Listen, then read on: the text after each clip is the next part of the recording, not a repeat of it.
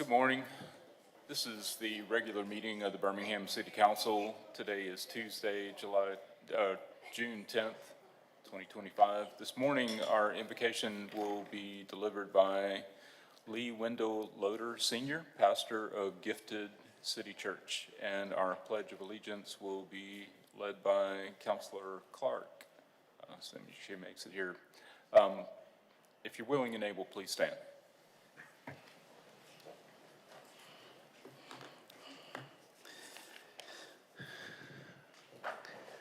Good morning, Council, Mr. President, Madam Pro Tem, City Council, and the Mayor and his staff. I've been grieving with you, and I penned a prayer for a time like this. Let us pray. It's called a prayer of justice for Jones Valley. God of our weary years, God of our silent tears, Thou who hast brought us this far along the way and to this very moment in time, the God who declared the government would be on his shoulder, the same God who lifted the burden of bondage off the backs of the Israelite nation, the same God who liberated religious people from self-worship and their obsession with religious rules by gifting the world the power of redemption and the language of love. The same God who released Birmingham from the grip of segregation and the stronghold of nullification. If God can do that, then God can shield this city from the tyranny of a jealous and vindictive state government which seeks to reverse the gains of the Birmingham movement and usher in a new era of Jim Crow. Birmingham has been a good steward over the resources you have given her the privilege to govern, constantly extending an olive branch of cooperation to share those resources with her sister cities, delivering water to her surrounding comrades, almost as pristine as it was when you showered it down to the earth as rain and filtered it through the land that you scooped out to form the rivers and the lakes of Jones Valley. Protect this city from the pirates of injustice. Encourage and inspire and build up its leaders and citizens. Restore her to her rightful throne as a model of reconciliation and redemptive quality of life. Let her latter be greater than her former. We know there are difficult days ahead, and we're not naive. Your prophet Amos knew it when he said, "Is not the day of the Lord darkness, not light, and gloom with no brightness in it?" But this is the good news. In the midst of the darkness, there is always light at the end of the tunnel. And even you said in the difficult times, you would still let justice roll down like waters and righteousness like an ever-flowing stream. Guide these municipal diplomats and leaders, this city, its citizens, to the still waters of light and the flaming sword of justice. This is my prayer. Amen.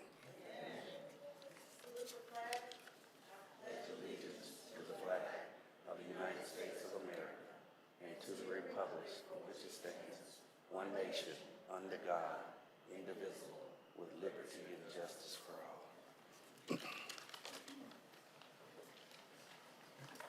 all. Good morning, Madam Clerk. Could you please call the roll? Good morning. Morning.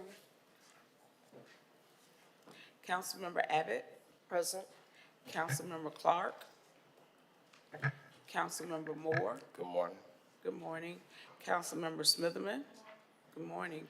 Councilmember Tate. Good morning. Councilmember Williams. Councilmember Woods. Council President Pro Tem Alexander. Good morning, President. Good morning. And Council President O'Quinn. Present.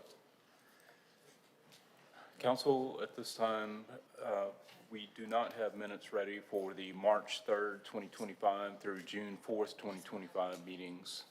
We'll have communications from Mayor Woodfin.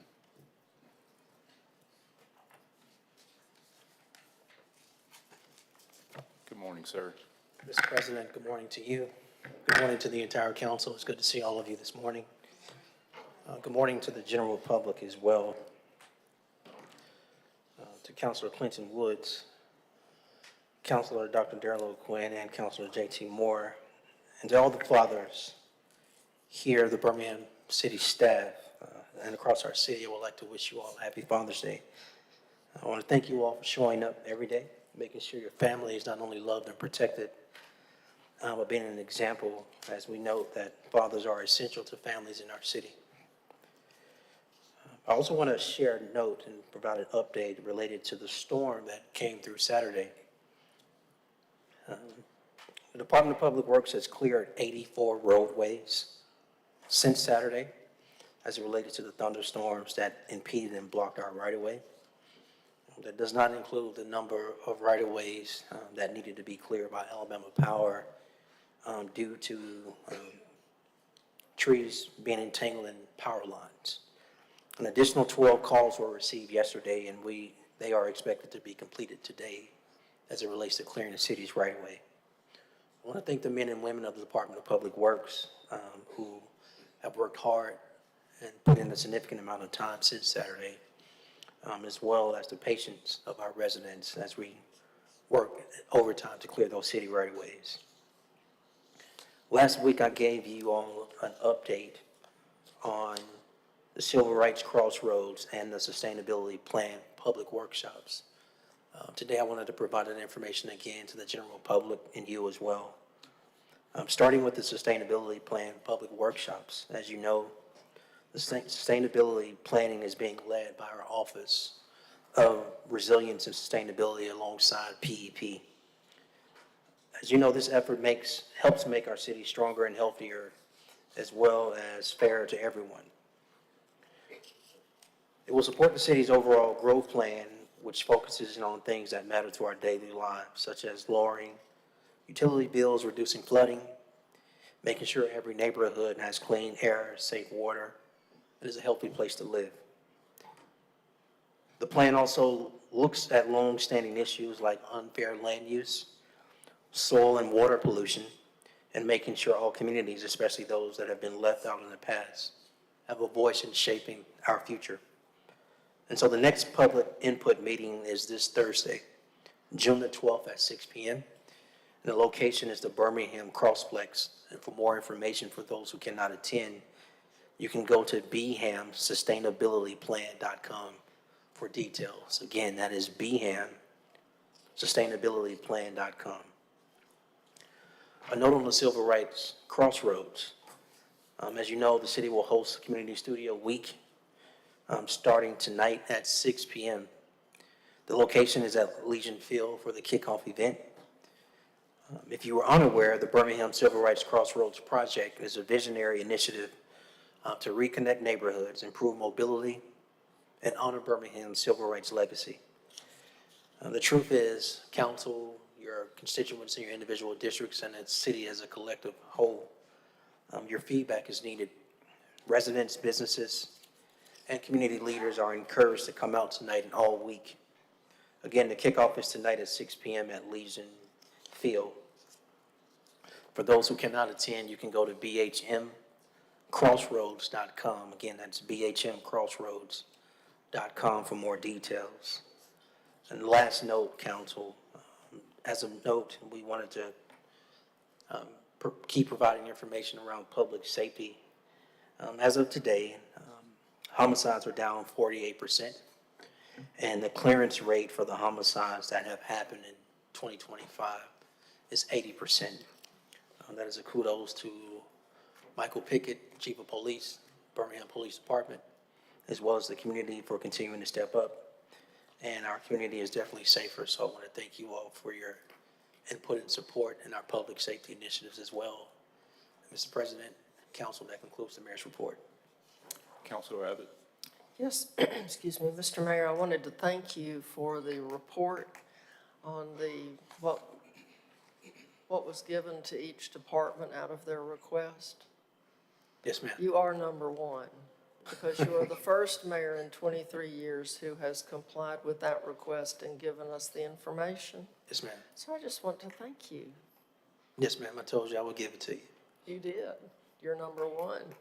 Yes, ma'am. Thank you. All right. Councilor Smitherman. Thank you, Mr. President. Mr. Mayor, just wanted to kind of publicly talk to you about what we talked about last night. I went to a West End Manor meeting last night.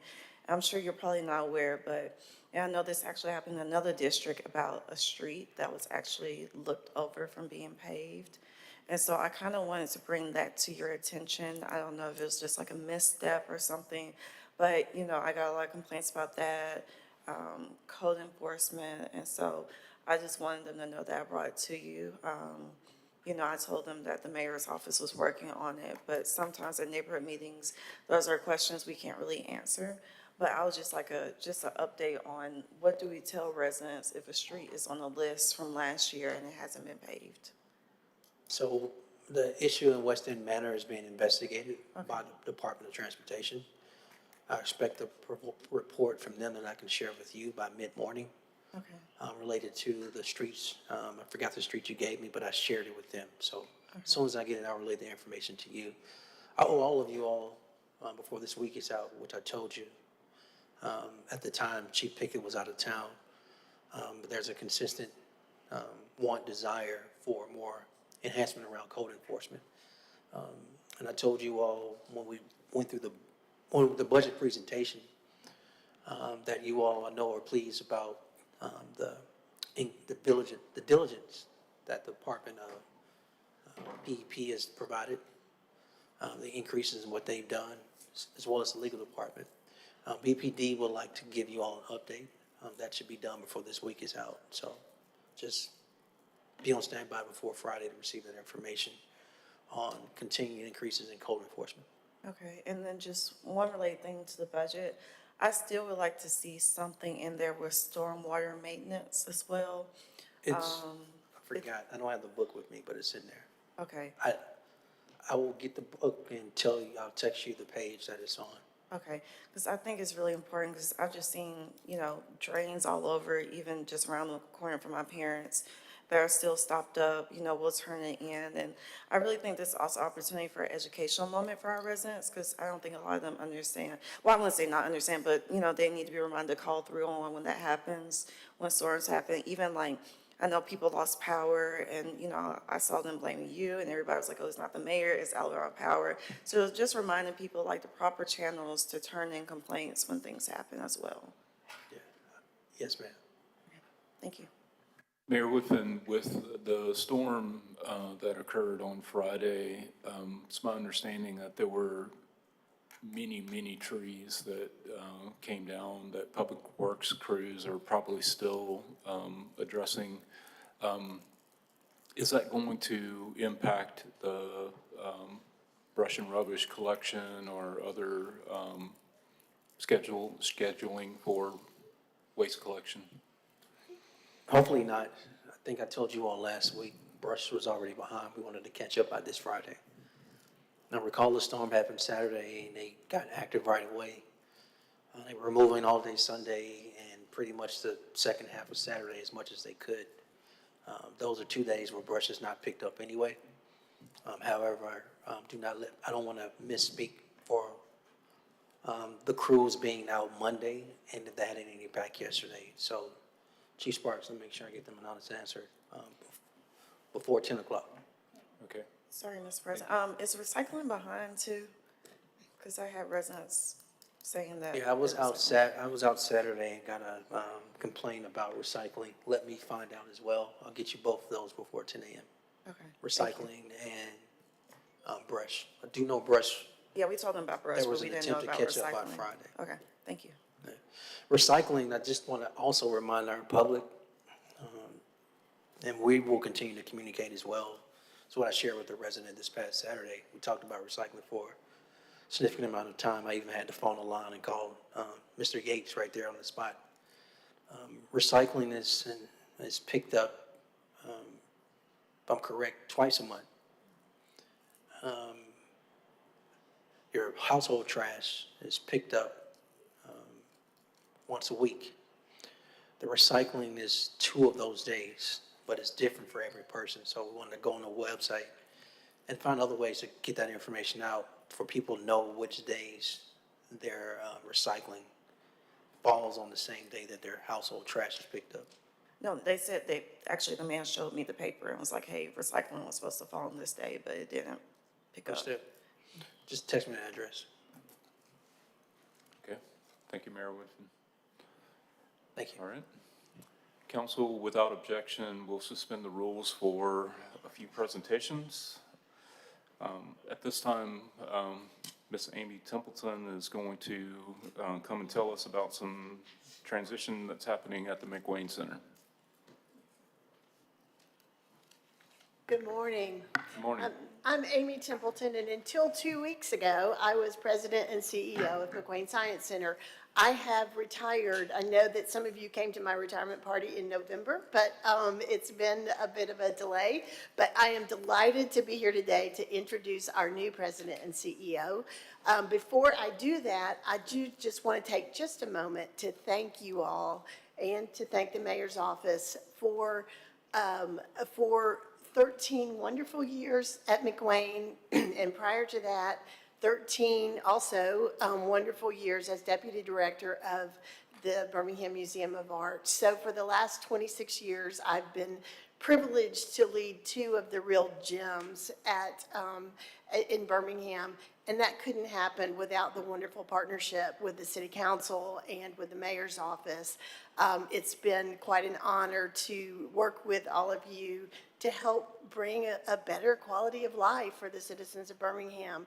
I am stepping down in my official role, but you will see me around because I'm very passionate about Birmingham and all the great cultural opportunities that are here. But I'm here today to introduce our new president and CEO, Brandon Landman. Brandon has been in place now for a couple of weeks and is still learning all about the city. He comes to us from the Orlando Science Center, where he was vice president of guest experience, is that right? Guest experience. And he has hit the ground running, and I am pleased to introduce Brandon.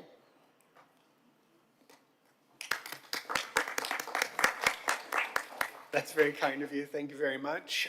Thank you, Amy. It's been a pleasure to get to know Birmingham over the last, I think I've been here now just shy of 2.5 weeks. I'm really excited to work on a partnership with the council, the mayor's office, and continue to do great things over here at the McWayne Science Center and serve the citizens of both the city of Birmingham and the greater state of Alabama. Me and my family live downtown, so we're very excited to get to eat all of the great things that Birmingham has to offer and visit all of the great places. And I just want to say thank you for everything that you've done to make the space so welcoming to someone like myself coming from out of state, visiting for less than 48 hours and deciding it was the place I wanted to call home. So thank you for your time and efforts. I look forward, I'm going to have an opportunity, I think, to meet many of you over the next few months and getting a chance to sit down and learn a little bit more about what McWayne has meant to you and your constituents and what we can continue to do together to better serve all of them. Thank you so much for your time. Thank you. Okay. Next up, we'll have Director Charlotte Shaw from the Birmingham Jefferson County Transit Authority, who's going to speak to us about updates of BJCTA routes.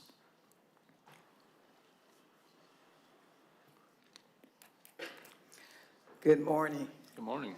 President Pro Temp, all the City Council, Chief Sparks, my main man, Chief Mitchell, my budget man. Can you believe it's almost been 5 years since I've been here? Isn't that interesting? Wow. Well, I won't take much of your time, but we have a little presentation that we want to present. It takes about 10 minutes, 7 to 10 minutes, because I really want to dispel some of the misconceptions that have been going around the Birmingham Transit Authority and the strategic changes. And we actually have the 70-30 plan, which I'm sure many of you have heard about. And you'll hear more information about this, but we're just implementing these changes now. But one of the things at BJCTA, so you know, we don't start a meeting unless we talk about our why. And we are clear that our goal is to connect people to places and to contribute to the life quality of our citizens, our riders, and our customers. That's important to us first. That's what we do. And then we look at our core values to make sure that we are implementing based on growth, which is growing, respect, ownership, winning, trust, and honor. So first thing, we want to take ownership. We could do a better job making sure that you are notified before our meetings in your areas, and we're going to do that. So Councilor Abbott, I apologize for not making sure you were notified when we had a public meeting in your area. And I am going to ensure, and also Councilor Wardeen, the same thing. So we're going to change that old habit from the past and ensure that you are first notified about any meetings in your area, because we have some wonderful changes that we are making. In the next slide, if you can pull up the next slide, this plan is changing how we are running business and mobility in this city. Because of the 70-30 plan, even the May changes that we just made, we were able to reallocate $1.7 million, reallocate to better changes to increase reliability. That means faster services. Many of our services, and my team is here to help go through this presentation with me, where we're going from an hour to 45 minutes, from 45 minutes to 30 minutes. And yes, do we have to reallocate some stops? Yes, we do. And some of those stops are so old that they're stopping in front of vacant lots where houses don't even exist anymore. So we've had to make changes to accommodate a changing community. And so I'm going to bring up next Dr. Nick Tidy, who I hired, who is a budget data analyst, who helps me manage daily, monthly, quarterly, and annual ridership for all of our mobilities. And then I'm going to bring up our consultant, who is a former general manager, who is working with me and RPC to help put this plan together. So Nick, will you make your way up? I'm sorry, Dr. Tidy. Will you make your way up and talk with them about the increase in microtransit and ridership? Yes, thank you, Director Shaw. Good morning, Council.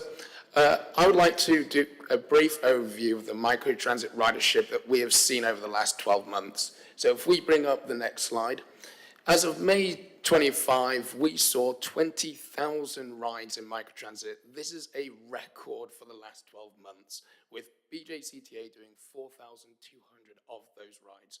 This corresponds to a 61% increase as of June 2024. We have 5 microtransit zones currently, with BJCTA operating 3 of them. This is the East Zone, the Mountain Brook Zone, and the Airport Zone. With the East Zone specifically, we see 4,100 rides as of May 2025, which is also a record. This demonstrates Max's ability to operate an effective and efficient microtransit zone.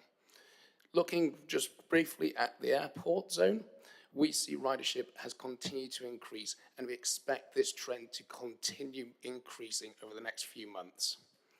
Next, I would like to move on to the next slide, which is the fixed route ridership. And what we see here, first of all, is the BRT ridership. It has been a true success story. We've seen continued increase in ridership, and as of May 2025, we saw a 31% increase in ridership relative to the same time period the year before. Then looking down at the next graph, we see ridership overall. ridership has been consistent with a slight increase of 1.5% relative to the same time last year. So as we roll out our 70/30 plan, we are maintaining a consistent ridership on our fixed routes as we continue to increase our microtransit ridership as seen in the previous slide. Thank you.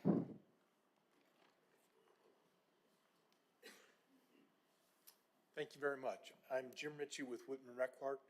I've had the opportunity to work with you all since 2013 and started on the US 11 East studies. Ultimately, that led to the East-West BRT.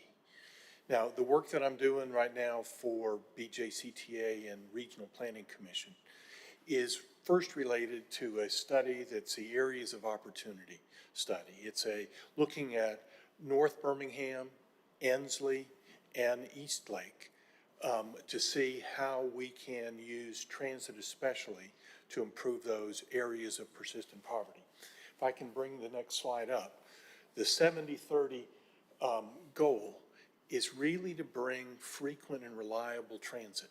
What we found with the BRT, when we're frequent and reliable, we can really grow ridership, and we think we can do that throughout the community. Our legacy bus network is going through neighborhoods that have lost significant population in areas that just ridership hasn't worked. The 70/30 plan is to consolidate routes, make them more frequent so that people can in fact rely on frequent and reliable transit. Now, microtransit's also a key part. We don't want to leave anybody out. We are not about abandoning neighborhoods. We're trying to match the right service with the neighborhoods as they are. Now, the plan has a number of types of services: the BRT, the frequent transit network, the regular routes, suburban connectors that I'll talk about, and then the microtransit. The frequent routes are made possible by consolidating routes. The 4 and the 5 are consolidated to get every 30-minute service to Ensley and Smithfield. The 40 and the 23 are consolidated to get every 30-minute service to North Birmingham. The 14 is revised to get us to 30-minute service down to Palisades. Plus, we want to extend the Magic City connector, the 90, to North Birmingham, so we also have 30-minute or better service along that corridor. Nick's already mentioned the microtransit, which is a work in progress, but it continues to grow to be able to provide that vital mobility. Let me go to the next slide. Now, this slide shows two important features. They are the BRT network, a north-south BRT and an east-west BRT. The north-south BRT will make happen incrementally. We'll make it happen by revising the routing and building stops, really one at a time. We don't expect there's going to be a large grant to do the north-south BRT. We'll have to do it a little bit at a time.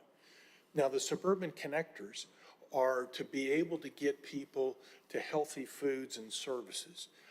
The first one that we'll be working to implement are on the west side. The 94 is from Ensley and Pratt over to the food giant at West End.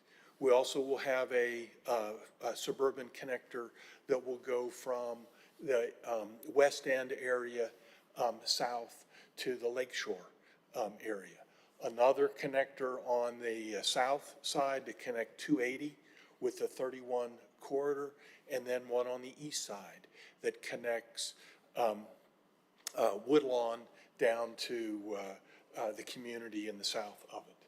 But they're two important pieces of the plan. Let's go to the next slide. We've already mentioned the microtransit zones. Microtransit is incredibly flexible and has worked well. You all demonstrated that it is working well. But we've got to make sure that we can use it to serve neighborhoods where we're taking some of the bus service out of it. And that's where in the next year we want to see a North Birmingham microtransit zone and a Ensley, Wylam, and Pratt in the west side. Both of those two new zones in the next year we would like to see. Now, next slide, we've looked at the 70-30 plan with a equity lens, trying to see how we can increase service to low-income minority communities. And we used every 30-minute service or better in doing these measurements. We increased by 186% the population that has frequent transit service, 215% increase in the minority population served, and 170% increase in the car-free households. Please know that as part of putting this plan together, we want to bring people to opportunities, and we think that's through a combination of frequent transit service and reliable transit service. Let's go to the next slide. Now, the May service changes I want to highlight for a minute because they are one of the first implementations of the 70-30 plan. Remember, we're trying to take low productive routes out of some neighborhoods, replace it with microtransit, or maybe have people walk just a little bit farther. Now, we did the new West microtransit zone, which replaced Route 7 and 48. On Route 14, we improved the trip time and reliability by taking the buses out of some of the neighborhood streets, and you can see that over on the right-hand side. Now, with that, we're able to improve the frequency. We've gone from an hour to every 45 minutes on a number of routes shown, and we did a minor reroute on the Magic City connector. Now, we don't have for certain what all the changes will be for the next year. We want to have community engagement and input so that we can fine-tune these ideas to make sure they're what residents want. Let's go to the next slide. Already, we're seeing a real change in fixed route reliability from 58% on average, which means the bus doesn't come terribly often on time, to we got now to 69%. Now, we didn't change all the routes. We only changed a few to try to target the reliability this time. And we have every expectation with the fall change and the next spring change. By this time next year, we're going to be meeting this 80% reliability mark. Next slide. Now, one of the features that we've talked about are mobility hubs. We've already built a Woodlawn Transit Center and a West End Transit Center. And we see how those can really work for communities. Now we want to do some more. Now, this work that I'm going to show you is through the Regional Planning Commission's Areas of Persistent Poverty. We haven't shown these graphics that I'm going to show you in a minute to anybody.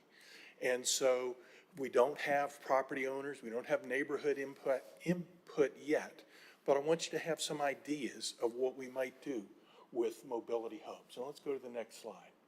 This one on the left is at Ensley at E and 18th Street and would perhaps improve this building for community uses, and it would create a super stop mobility hub that's very convenient to the high school and central Ensley. Then at the right top is the North Birmingham Shopping Center. Now, your staff had really encouraged me to look at this particular location that's there at the Maxway Shopping Center. But that would be a real renewal of a transit hub in North Birmingham. These aren't funded. They aren't designed. They are concepts that might be included in future grant applications. Let's go next slide. Now, the North-South BRT, I already told you, would be funded incrementally, and we would build individual stations. We're not trying to build the size of the current BRT stations. We want a smaller station that is a little bit more affordable. Well, I'm pleased to report to you today that the ones at the Star have gotten $200,000 worth of funding through a city initiative with the state, and we'll be working to replace those really decrepit shelters that are there at Caraway and 15th. But this will be done incrementally. And last slide, BRT extension stops get us to East Lake as well, and 2 that are already funded in downtown. And I think I have one more. This is the graphics that go along with those stops that show a East Lake BRT stop, and one more. The implementation schedule for the 70-30 plan focuses on frequent and dependable transit. The BRT, the frequent network, the regular routes, the suburban connectors, and microtransit. We've started implementation in fiscal 25. Fiscal 26 will see a growth in the network, and then fiscal 27, we hope to see further improvement in the BRT. Thank you for letting me talk with you today. Thank you, Jim. So we know this is a lot to cover, but what we would like to do to thoroughly take you through the plan is invite you to a luncheon at BJCTA. We know you have to eat lunch, and so we're going to provide lunch for you to come in to thoroughly understand this plan. This plan is a game changer. For we thought if we didn't make another dime, because you know we don't get state funding, $200 billion a year is made for transit industries for state funding. We don't get one dime. So that means I gave the team a challenge and said, if I didn't get one more dime, what could I do to make this service better? We are getting recognized nationally for this 70-30 plan with other industries in the transit. Other agencies are calling us now to talk about this plan.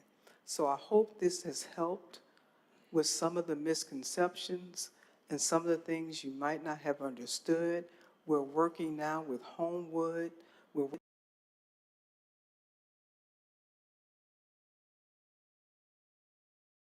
in the neighborhoods. We're still trying to work with Vestavia.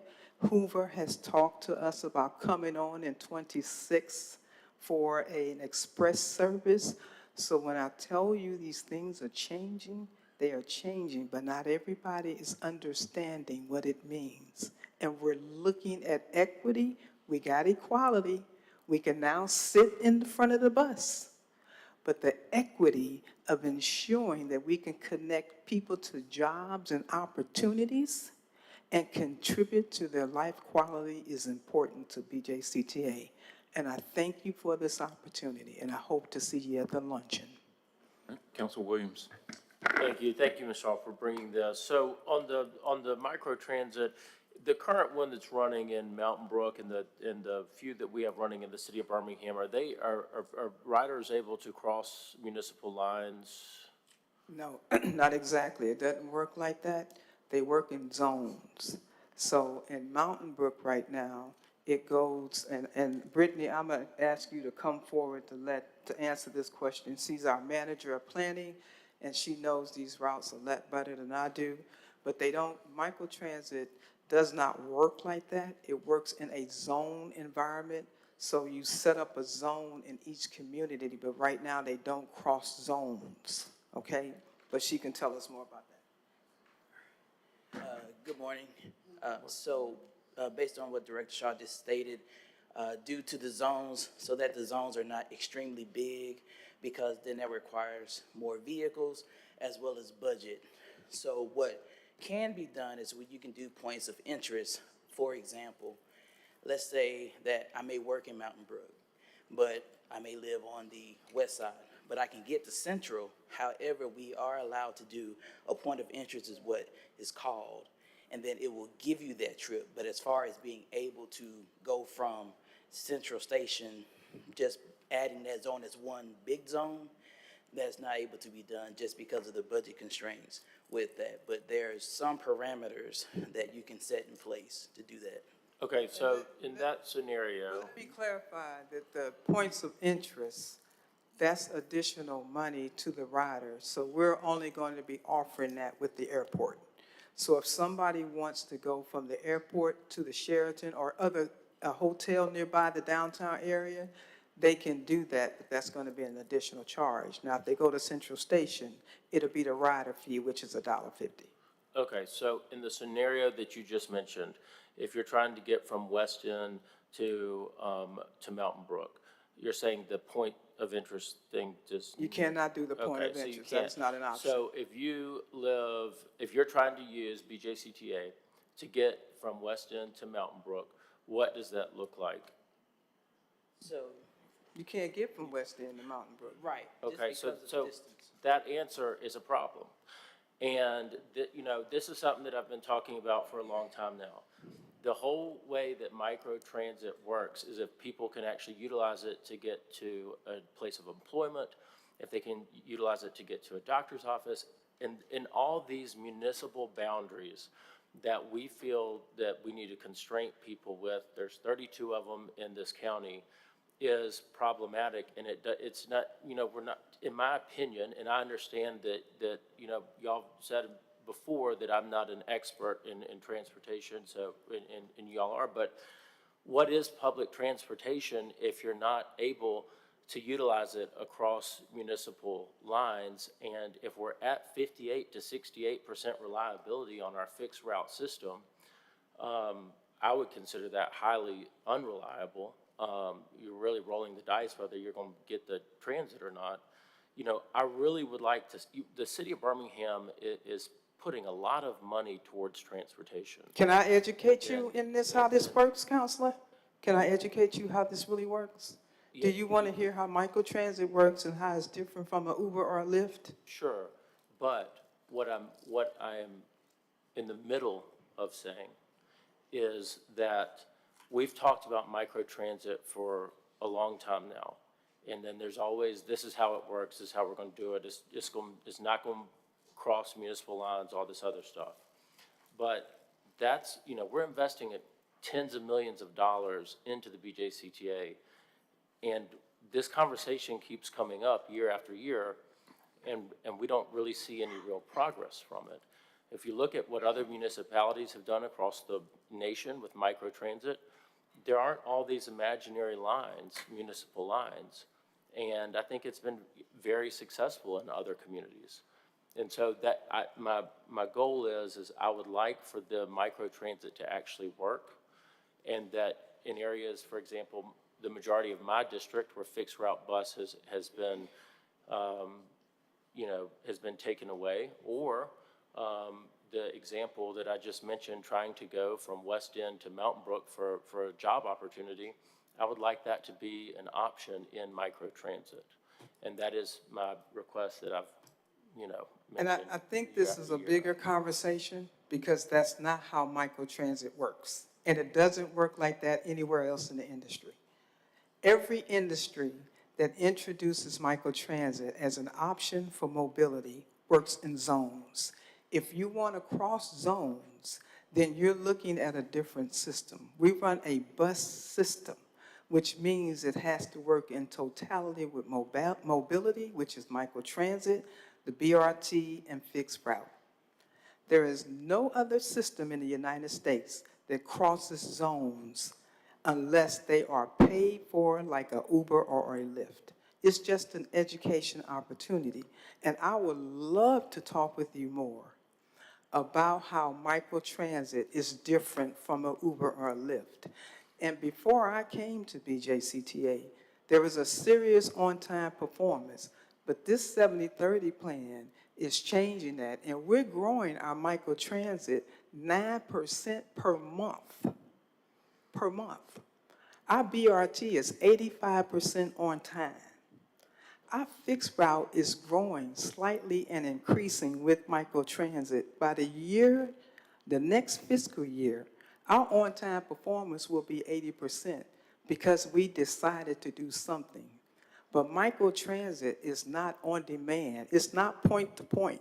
That's Uber and Lyft. So I think if you give me the opportunity and come to BJCTA, where we can actually walk you through how this system works, we would love for municipalities to cross. But it's siloed because it's based on budget. If you want 100% microtransit, that's $150 million a year. And that's just, that's challenging for any agency to work with. But there is a difference in how microtransit VIA works. Right now, VIA doesn't cross neighborhoods. They don't cross municipalities because they work to the budget that you give them. See, we work to a budget. VIA works to revenue, which means they're only going to service you so much before you get into their revenue. But because Nick just mentioned that we do 4,000 trips, and that's because we work to your budget. We don't have a revenue. So I would love the opportunity to talk with you more, to really help you understand how the system works. I would love that. My point is the system's failing its riders. And that if you can't get from a place in Birmingham to cross a municipal line to get a job, if you can't go from a place in my district to go, if public transit is not available in the majority of my district, period, then the system is failing its ridership. And it goes to the point that we have more money going to the BJCTA than we have ever had. But in my district, routes have been taken away. And in my district, I couldn't use public transportation if I wanted to because it's not available, like it is not available in the majority of my district. And that is the problem. We would love the opportunity to talk with you about your district and look at ways that we can possibly increase transportation. But it's really going to be based on the availability of ridership.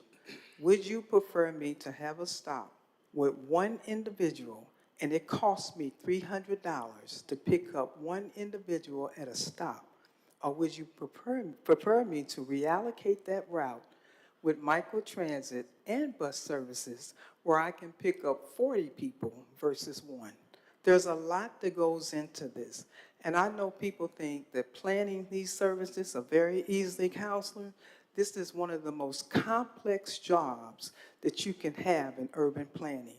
But I would love to take you through some of the technicalities to show you just how much planning goes into having to make decisions around routes, ridership, and budget. And we appreciate every dime we get from this city, because without it, we wouldn't be as successful as we are. But we have changed this agency in the last 4 years in ways that have been unimaginable.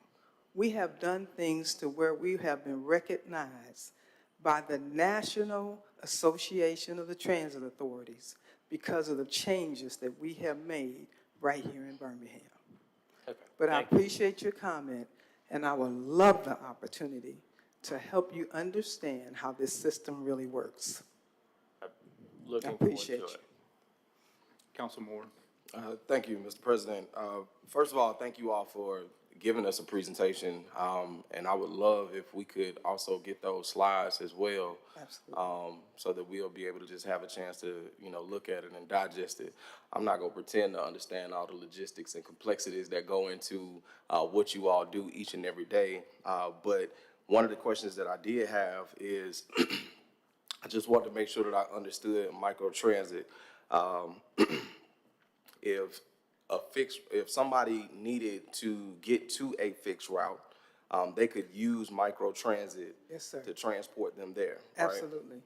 And so even with this 70-30 plan you all are proposing, it's not that there's going to be a reduction of services. That's right. It's just reformatting. So Reallocating. Great Got point. you, got you. I know that your team had an opportunity to come out to the North Birmingham, meeting. And of course, there were a lot of folks that were, very passionate Yes, sir. about their bus routes. And I don't think it was any knock against, your team or you or anything like that. I think, and, Council Tate can attest to it, the fact that, there's just a lot of frustration that people have. And to lose anything or to change or reformat or reallocate anything, feels like a loss. And so I would, really hope that, the next time that we go back, that we can communicate that properly to folks, that nothing is being lost, Nothing's been lost. that they still are able to receive services, and that it's just an opportunity to, really be good stewards of how we provide those services. You still can, get where you need to get. It's not going to impact your time, and it's not going to, inconvenience you physically from having to, walk to other locations. But microtransit will be an opportunity for you to still be able to move around. And the last thing I'll say is, again, thank you, because I know that there have been those who have used this current season that we're in as a way to, just cause even more confusion in our city. Yes, sir. And so thank you for clearing up that miscommunication. We appreciate you, Councilor Moore. Thank you so much. Two last things. I'm sorry. One, again, like I said, I'm not gonna act like I understand everything that you all do, but I would love to, just ride the buses, right? Love that. Like, and I don't know how many other councils have actually done that, but just get on the buses and like ride these routes to see exactly what our residents go through.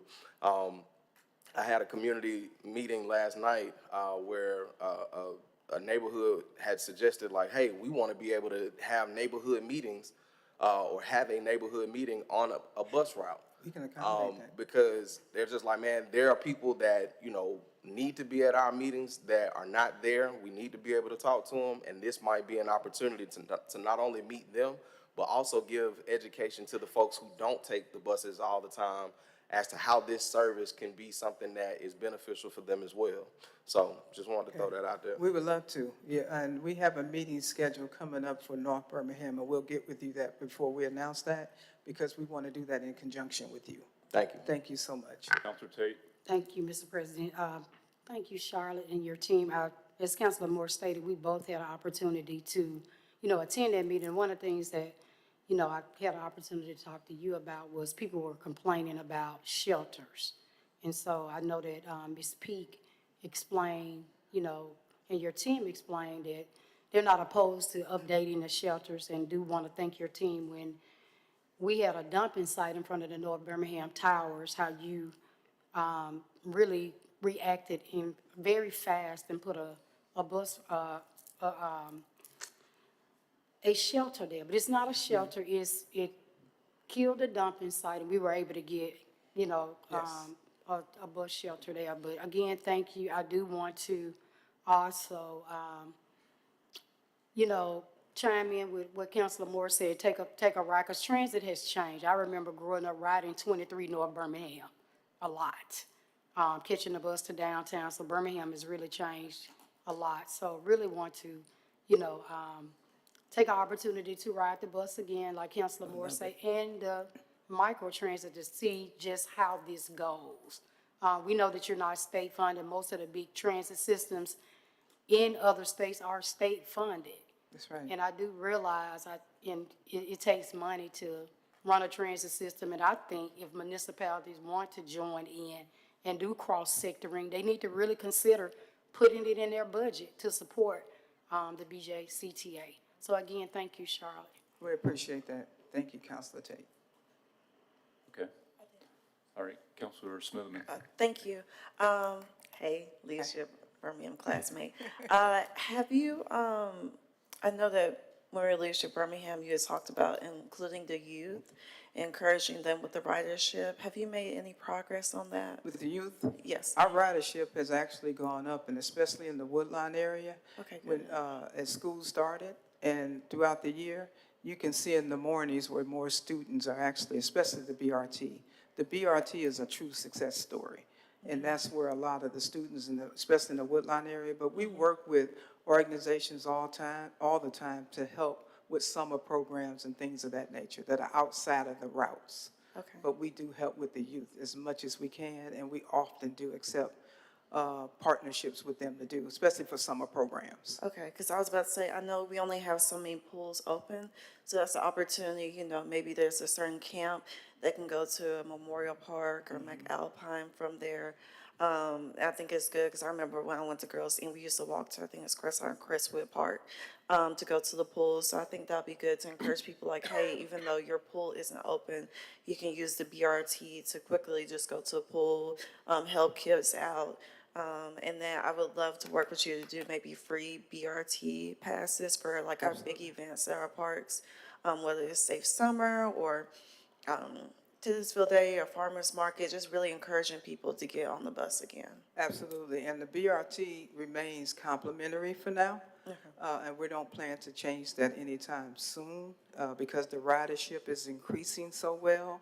But my director of customer experience and Trey, just stand up and raise your hand, and I'll get him to work with you so we can coordinate some activities for those youth. Perfect. We'd be more than happy to do that. And I do think Council Moore had a really good idea for us to ride the buses too. So, you know, I would love to do that, even if that's starting at my parents' house and walking down to the nearest bus stop, so I Love can that. see how long it takes to walk there. So that's a really good idea. Thank So you. what we'll do is plan and coordinate with each of you all to set up something with you where we can get you to ride the bus and help you, and go with, and help with a tour. Make sure that, and especially in your districts. And we'll even throw in microtransit as a connectivity to show you how it connects to the bus route. Okay, Pro Tem Alexander. Thank you, Director Shaw, for coming to us today and just addressing some of the concern that had been voiced about the community meetings and the us being aware of them. I do want to thank you all. I did attend the community meeting that you had in at Lawson State Community College. I'm just that nosy counselor, and so when I saw that posted, I showed up, and everybody's like, "Oh, there she is." So, but I do appreciate the information. When I saw the quality of information that you provide, you wanted to be sure that Lawson State, the staff, the students understood the connectivity and how it was actually a workforce development tool. Yes, You can ma'am. get me to where I need to work, you can get me to school. So I do appreciate the work, and again, I'm appreciative of you coming today and that we begin to ensure we have those conversations. And I like the idea of riding. You've offered me an opportunity to ride 45 Bessemer ever since you've been in that position. So I'm going to take you up on that offer, I promise. Yes, ma'am. But thank you all so much, and thank you, Trey. I appreciate the work and that you all do to bring that information to our residents. Thank you so much. Change is just something that we difficult. all, it affects all of us. But I'm happy to hear that you are not just taking the routes, you are offering some type of alternative. So thank you. Yes, ma'am.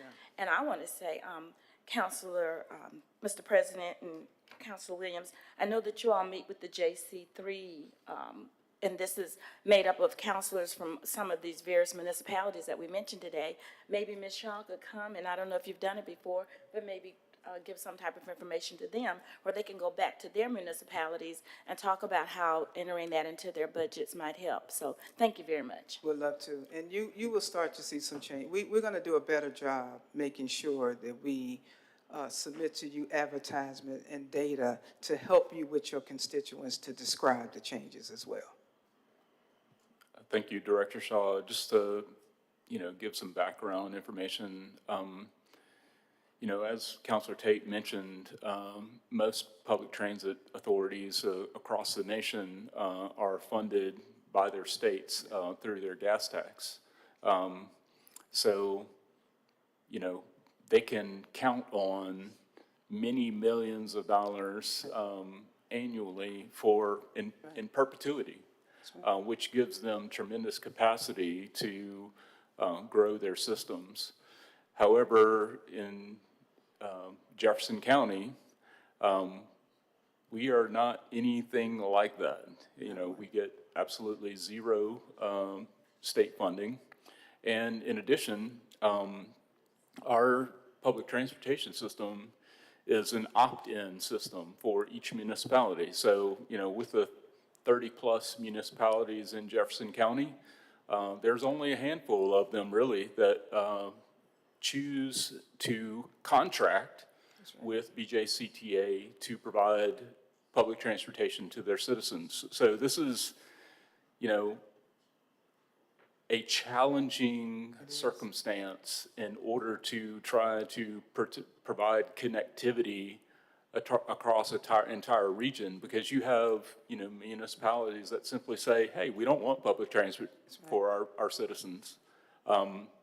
And, that creates challenges in terms of creating, connectivity, going out west, for example, the routes are really laid out with respect to those municipalities that have, contracted with BJCTA to provide public transportation to their citizens. But it's passing by other municipalities that haven't contracted with BJCTA. So one of the things that, we should all aspire to is to really have a true regional public transportation system where, for example, all of Jefferson County is served by public transportation.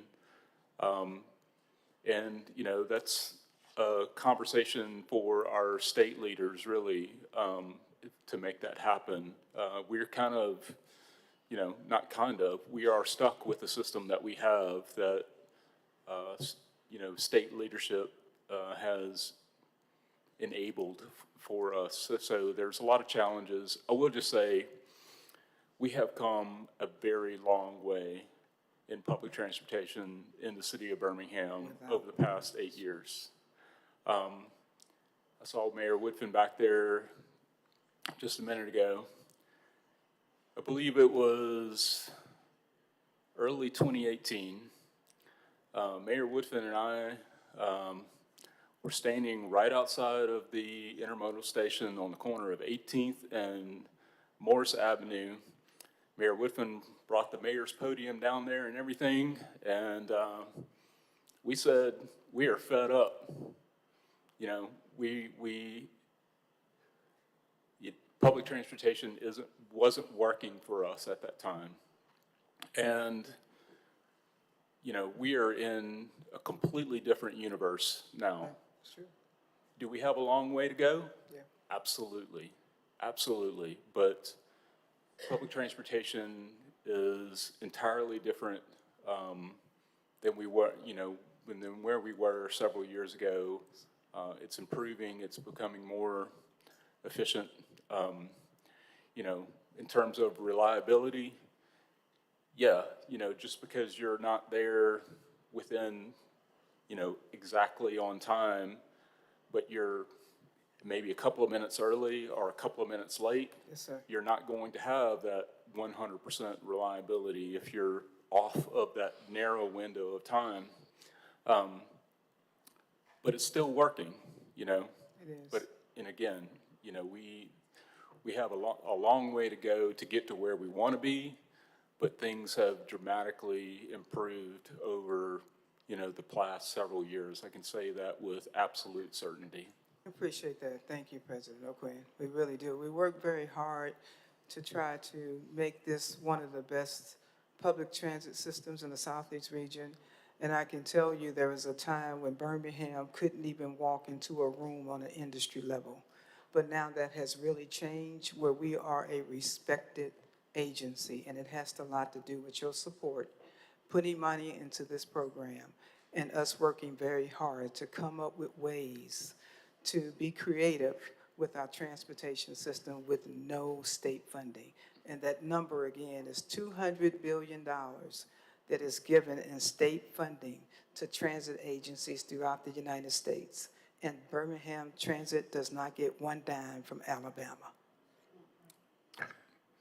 All right, thank you. Council Moore, you got a follow-up? Yeah, with that being said, I know one of the things that was mentioned at that meeting is what you just said about the gas tax, and how that would be an opportunity for us to be able to really pay for our transit system.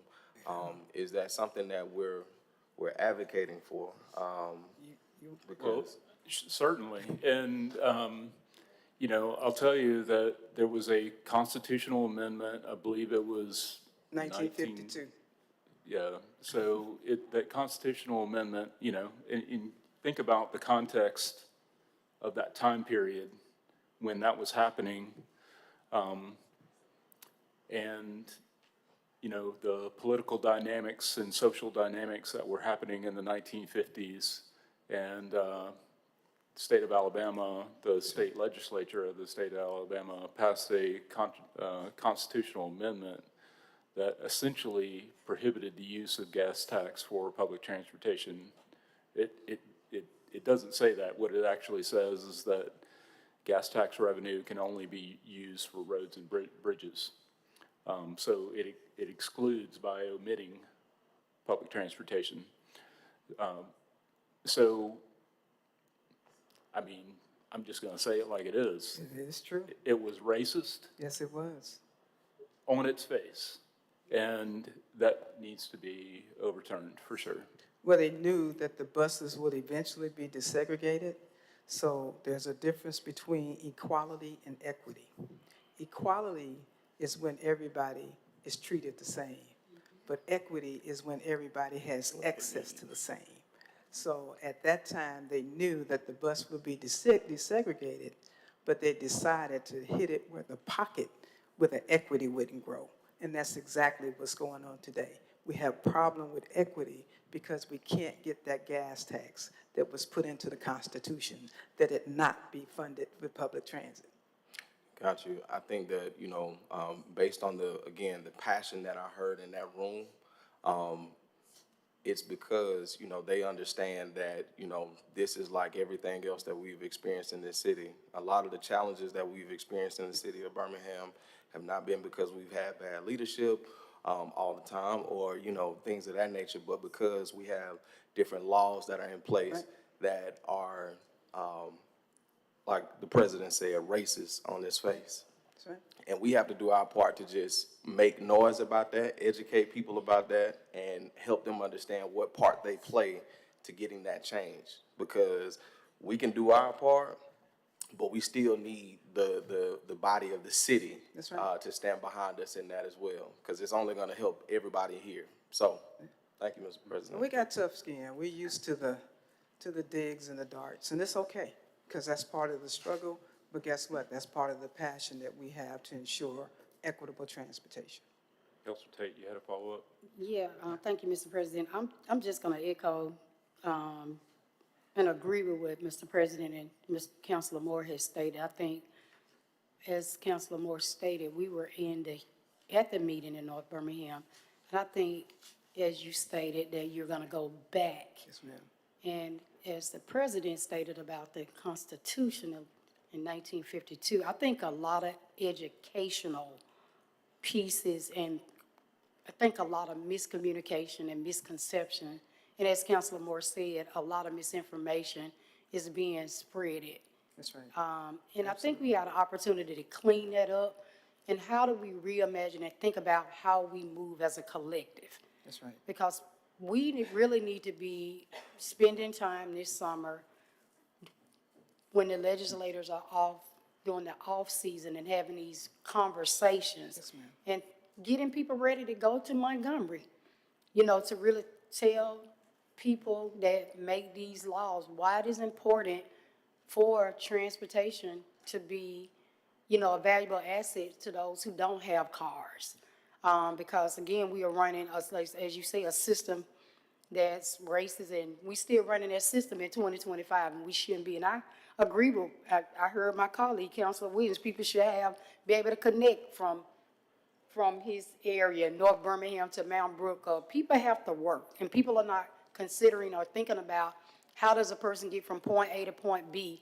If you're a single mom, possibility of losing your job, we got to think about what all this really looks like. That's right. And really just set these differences aside and take self out of this and think about how do we really fuel and fund our transit system.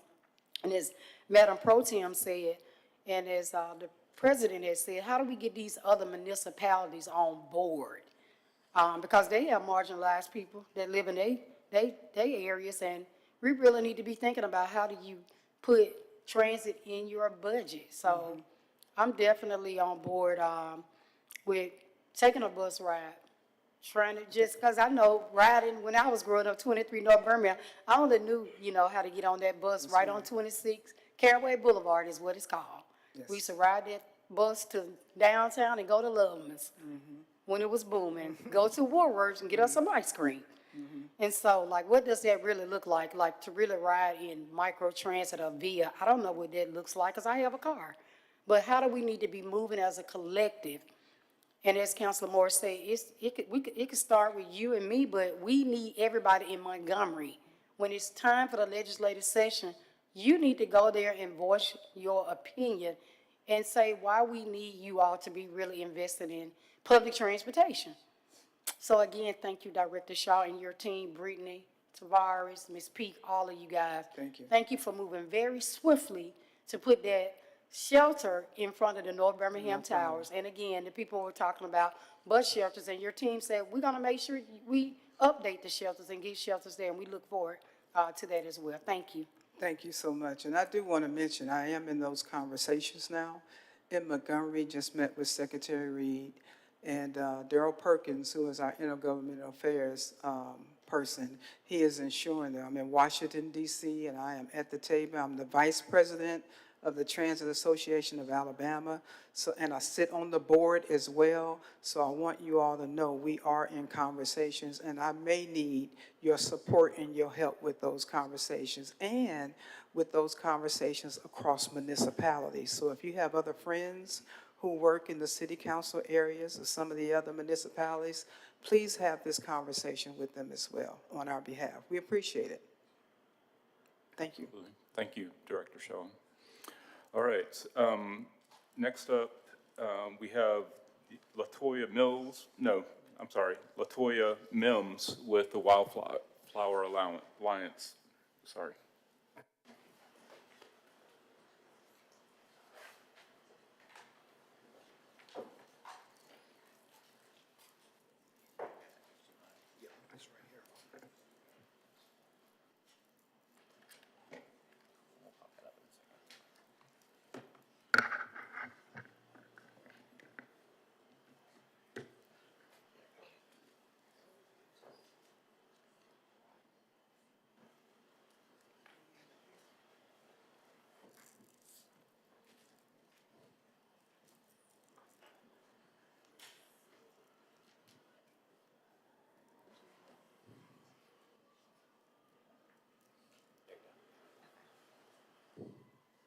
Good morning. Good morning. President O'Quinn, President Pro Tem, and all of the City Council.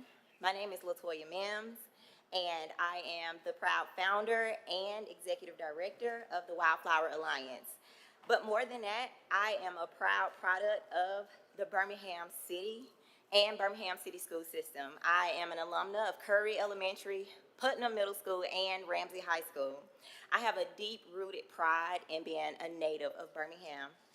Our journey into parenthood took a turn when our daughter,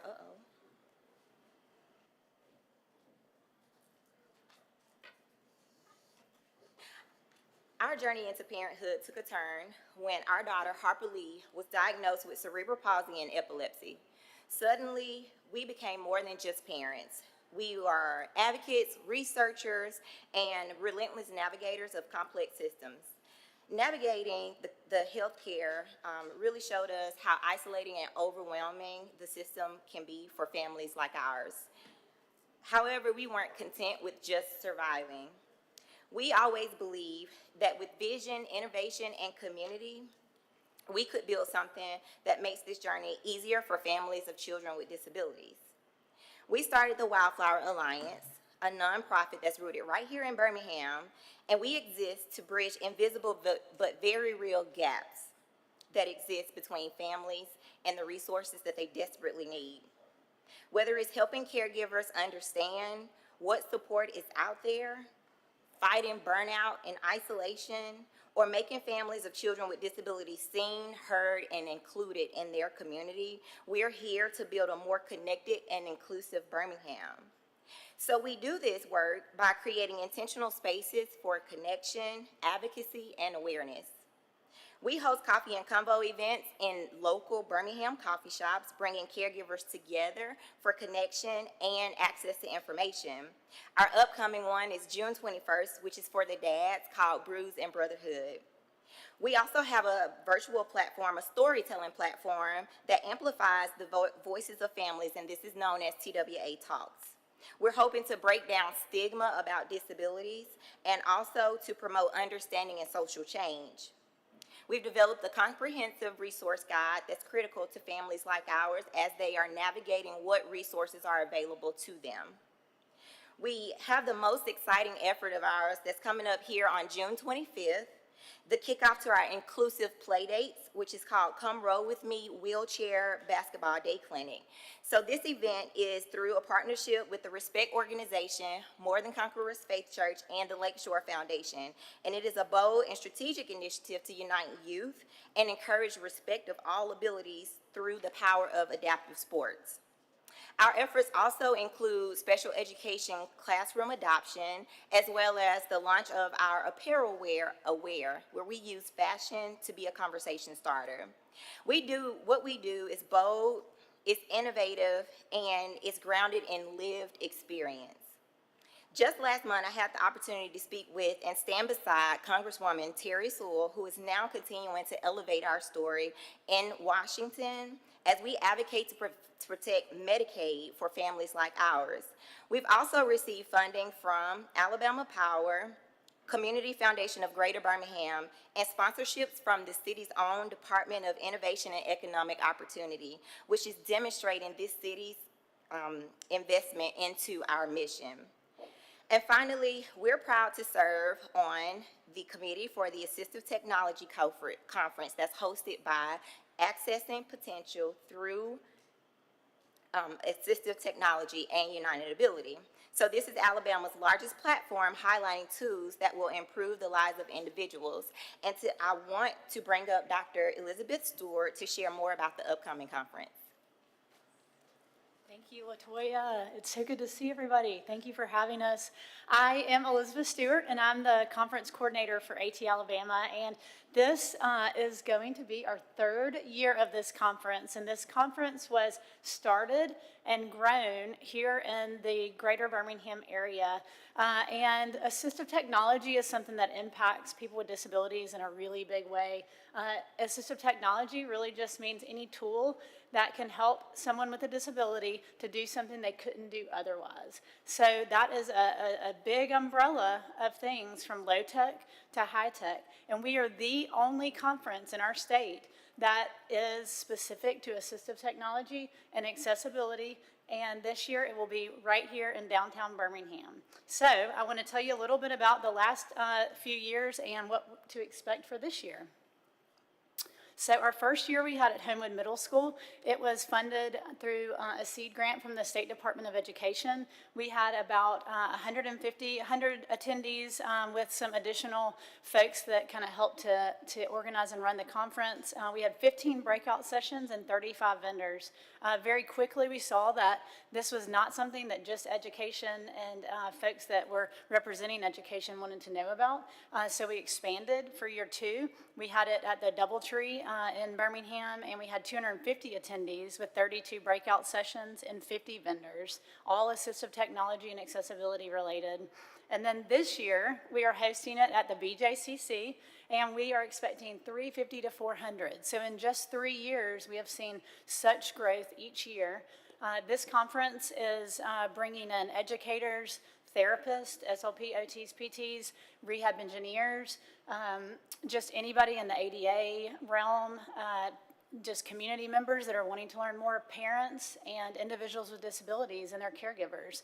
So we are expecting 50 to 75 vendors this year, and we are having 50-ish sessions, breakout sessions for people to learn. So this is a really great place for people around our state and surrounding areas to come and learn. And so they will be coming in for a 2-day period we have a room block at the Sheridan. So they're gonna be immersed in the city of Birmingham and all the activities. I think it's actually the week of Wicked at the BJCC also. So we're hoping maybe we'll bring some Wicked fans. Some of our featured speakers this year are Lulu Gribben. We have a team from All Access Life, which is a group out of Canada that promotes assistive technology. And also we are going to be having an adapted skateboarding clinic at the City Walk in downtown Birmingham. So we're really excited about that and utilizing the City of Birmingham's space, but also just sharing what the City of Birmingham is doing in the accessibility realm, which is a lot. We're excited to have y'all as supporters and partners, and we would love to continue the conversation on how we can highlight the City of Birmingham and how the City of Birmingham can be a part of the conference as well. So thank y'all. So what we're doing is more than just a mission for our organization. What we are truly impacting or starting is a movement. So we're growing something super powerful here, right here in Birmingham, and with your partnership, we can expand to reach your districts, deepen our impact, and make Birmingham a national model for disability inclusion, resource equity, as well as family-centered innovation. I'm wanting to provide what's needed for resource classrooms, especially in Birmingham City Schools, right where I'm from. I want to start this initiative and to also provide tickets to conferences like these, because that's how we connect the families to the information that they truly need. That is where the impact is made. I know from experience, my daughter uses assistive technology. She is not communicating verbally, but she surely can communicate her needs and what she wants through her assistive technology device. So we want to reach families right here in Birmingham in the 99 neighborhoods, and we hope that we'll have your support. If you have any questions, thank you for having us today. All right, great. Thank you. It's very informative. This is a issue that impacts a lot of parents, especially in our area, and they really need, especially parents who haven't had any experience with this before, adapting to a different way of doing things. And, we know that our environment is not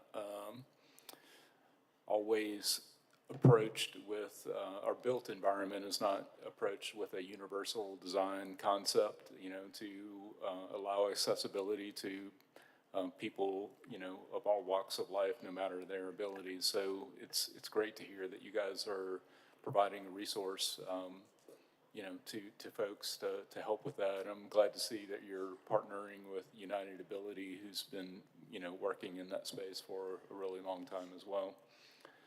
Counselors? Counselor Moore.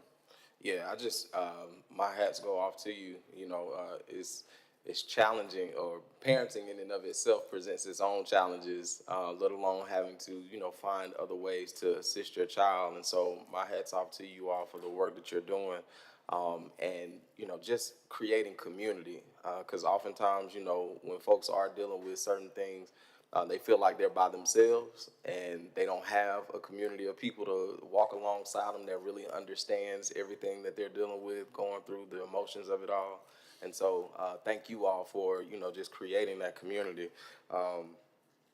Look, I might come out there and come roll with y'all on the 25th. It look pretty cool. So, but yeah, hats off to y'all, and happy Father's Day to you, sir. Thank you.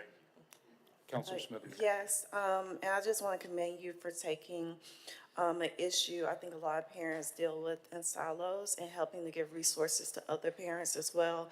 I remember with my Leadership Birmingham class, I already knew Harper, but you were able to show us, how you adjusted with Harper, how you took her out of, public school and took her into a school specifically for her needs, because we don't have a lot of schools that help kids.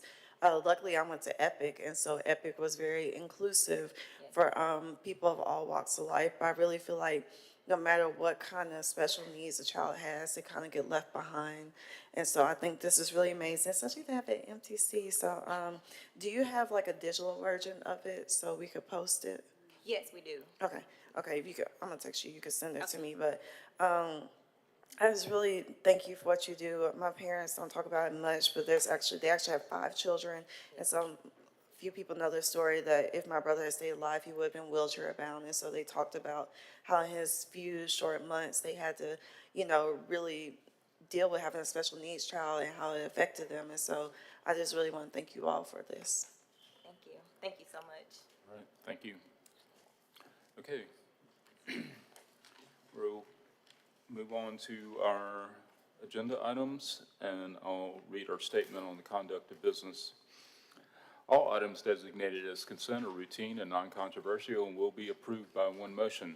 All items on the consent agenda will be announced by reading the item numbers only. No separate discussion of these items will be permitted unless a council member or the mayor requests the item be removed from the consent agenda. Additionally, a citizen interested in addressing the council with respect to an item on the consent agenda designated for public hearing may request the item be removed from the consent agenda to hold the hearing on the item. Any items removed from the consent agenda will revert to its normal place on the agenda order of business. For remaining matters, all matters of permanent operation will be read and all public hearings will be announced. Madam Clerk, could we please read through the items on our consent agenda?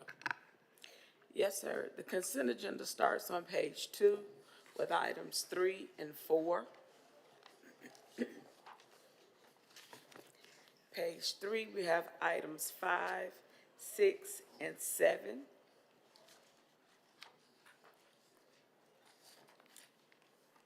On page 4, we have item 9. And please note, item 10 has been requested to be withdrawn by the mayor's office. On page 5, we have items 11, 12, and 13. Please note that item 11 was also recommended by the Budget and Finance Committee. We go over to page 6, items 14, 15, and 16. There's a correction made on item 16, that third line down. It should actually say, to make application and receive grant funding. Please remove the words "and expand." So it should just be to make application and receive grant funding. On page 7, we have items 17 and 20. On item 20, it was also recommended by the Budget and Finance Committee. On page 8, we have items 21, 22, 23, and 24. Items 21, 22, and 23 were recommended by the Budget and Finance Committee. On page 9, we have items 25, 26, and 27. On page 10, we have items 28, 29, 30, and 31.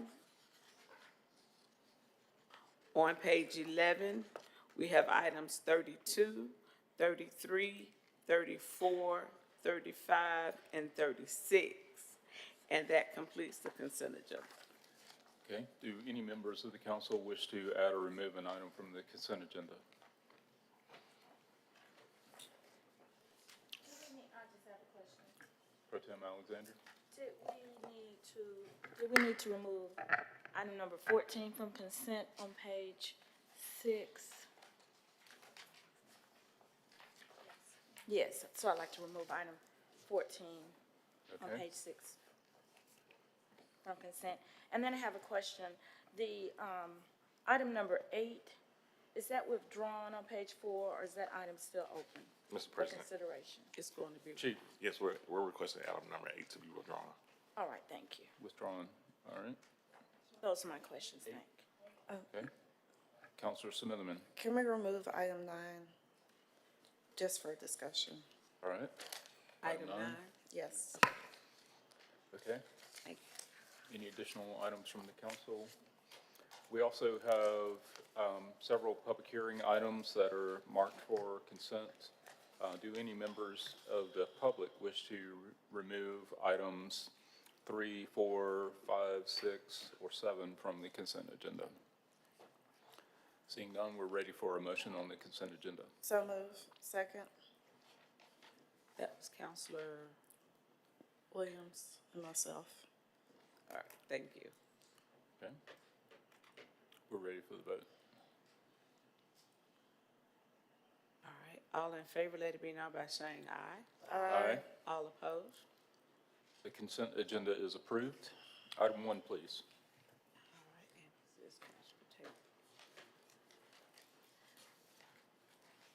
Item number 1 is on page 2.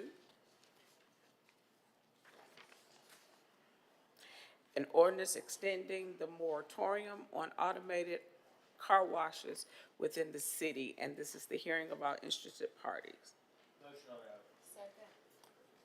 All right, it's been motioned and seconded. This is a public hearing item. Do any members of the public wish to speak to this item? Mr. Godby.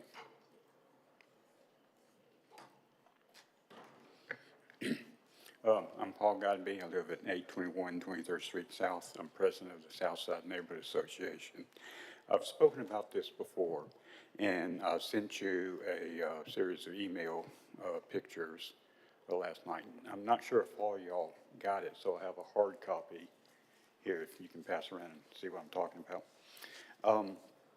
There's a proposed automated car wash for University Boulevard between 23rd and 24th Street. And I met with them, and they were trying to tell me how great and wonderful it was. But I knew from the framework plan that this was not going to be very good. My concern on the deal was the increased traffic flow from the Red Mountain Expressway that comes off on University. I've witnessed a number of car wrecks there, and I have pictures of this that I've sent, and you can look at the hard copy. There's been numerous wrecks all over the place on 24th Street, 23rd Street. So I feel like that the retail shop that they propose would increase this hazard a great deal. In addition to that, I have talked to several people in the neighborhood. They don't like the idea of the automated car wash because there's one already there to take 5 just a few blocks away. So there's no reason to have a different one right on University Boulevard. And I've also have garnered some social media comments too. So a lot of the public opinion is now not for the automated car washes. I'm not opposed to them in general because everybody likes to keep their car clean. But I just feel like that this particular location is not good for any retail business that depends on so many units per hour having to come through there. So I would be in favor in general of continuing moratorium just on the basis of this particular car wash. Good. All right. Thank you. Thank you. Yes, sir. Hey, I'm John Barnacastle, 2024 20th Avenue South. And real quickly, I'm for extending the moratorium. We're too late where I live. Richard Arrington Boulevard South, 20th Avenue South, 21st Avenue South below Vulcan. There's a car wash going in. Construction has begun. It's right next to, single-family residences. We've already had construction vehicles up and down 20th Avenue. Qualify that. The people in planning, zoning, traffic, kudos to them. We've complained about the big dump trucks going down the street.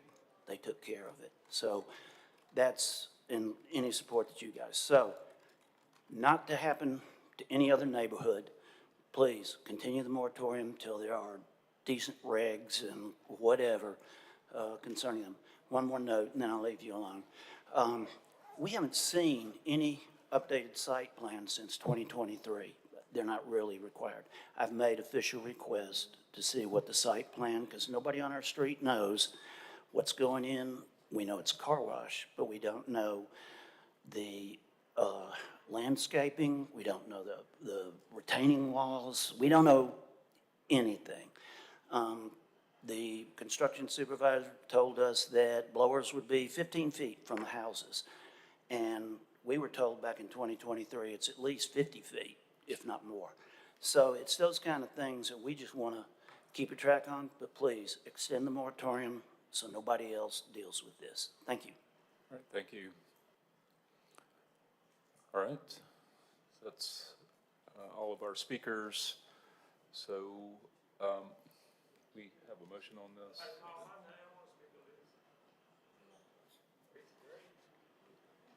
This is not the speakers list. This is for the public hearing. Okay, all right. We're ready for the vote. All in favor, let it be known by saying aye. Aye. All opposed? Okay, item 1 is approved. The moratorium is extended. Item 2, please. All right. Item 2 is a public show cause hearing to consider the matter of revoking the business license issued to Happy Hour Hangout, 2417 Avenue C, Birmingham, Alabama, 35218. Move the item. It's O'Quinn and Tate. So this is a show cause hearing. Counselor Tate, as chair of our Public Safety Committee, will conduct the hearing. Thank you, Mr. President. It has been brought to my attention by Attorney Bernard that the business attorney for this, these clients will not be able to be here today due to some business that she has, so I am requesting a 4-week delay. Okay, Second. so this motion for a 4-week delay, motion by Counselor Tate, seconded by Counselor Smitherman. All in favor, let it be known by saying aye. Aye. All opposed? All right, so that item will come up in 4 weeks. Next item, please. Okay, the next item, Should be item 9. just for reference, I was going to remind everybody that item number 8 was withdrawn at the request of the mayor's office. So now item 9 is, on page 4, is a resolution authorizing the mayor to execute for and as the act of said city, an agreement with Birmingham Host Committee 2025 World Police and Fire Games, under which BWPFG shall host the World Police and Fire Games in the city at various venues to include the Birmingham Crossplex, commencing on June 25th, 2025 through July 7th, 2025. The World Police and Fire Games will create and foster community pride while providing recreation, entertainment, and opportunities for attendees. BWPFG are expected to bring jobs and have a significant economic benefit to the city. In accordance with Section 772, the city will contribute up to $58,500 in financial incentives towards hosting the World Police and Fire Games in Birmingham. Motion, please.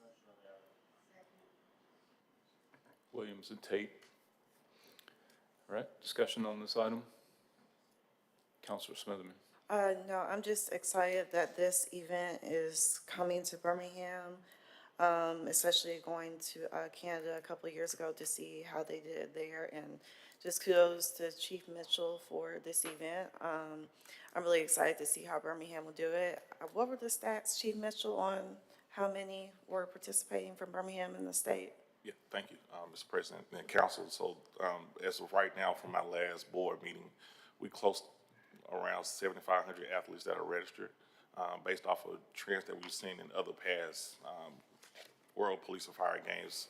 The United States has come in and it's the top competitor, but we don't have really good representation from the state of Alabama. But this year we are close to around 400 athletes from the state. And what's before the council is our contribution for our people, our firefighters, our police officers to compete in the games. So we're going to register up to at least 150 officers and firefighters to represent the city of Birmingham as we host the World Police and Fire Games. Yes, and you know, with the games, it was pretty amazing to honestly just see, because I think a lot of times people forget that the people on the line are human beings as well. And so the camaraderie that comes on, and just to have international ambassadors on behalf of these games really says a lot about the athletes that participate in other games, their faith in making sure that Birmingham will do it. So I'm excited to see it. I think they have, what was it called, Chief Mitchell? It was like an athlete's hut or area. Yes, our athletes village is scheduled to be at the City Walk, yes. Yeah, so I'm excited about that. So thank you, Mr. President. All right, Councilor Moore. Yes, sir. I did want to say something since it was pulled off the agenda to have conversations. I know one of the things that was made mention when we got an opportunity to look at the presentation was that there are volunteers that are needed. And so I know that there's an effort to get more people to volunteer for the police and fire games, but just wanted to put it out there at our council meeting. If you are someone or know someone that would love to volunteer to be a part of this event, please make sure that you reach out. And Chief Mitchell, who would they need to reach out to if they wanted to volunteer for the?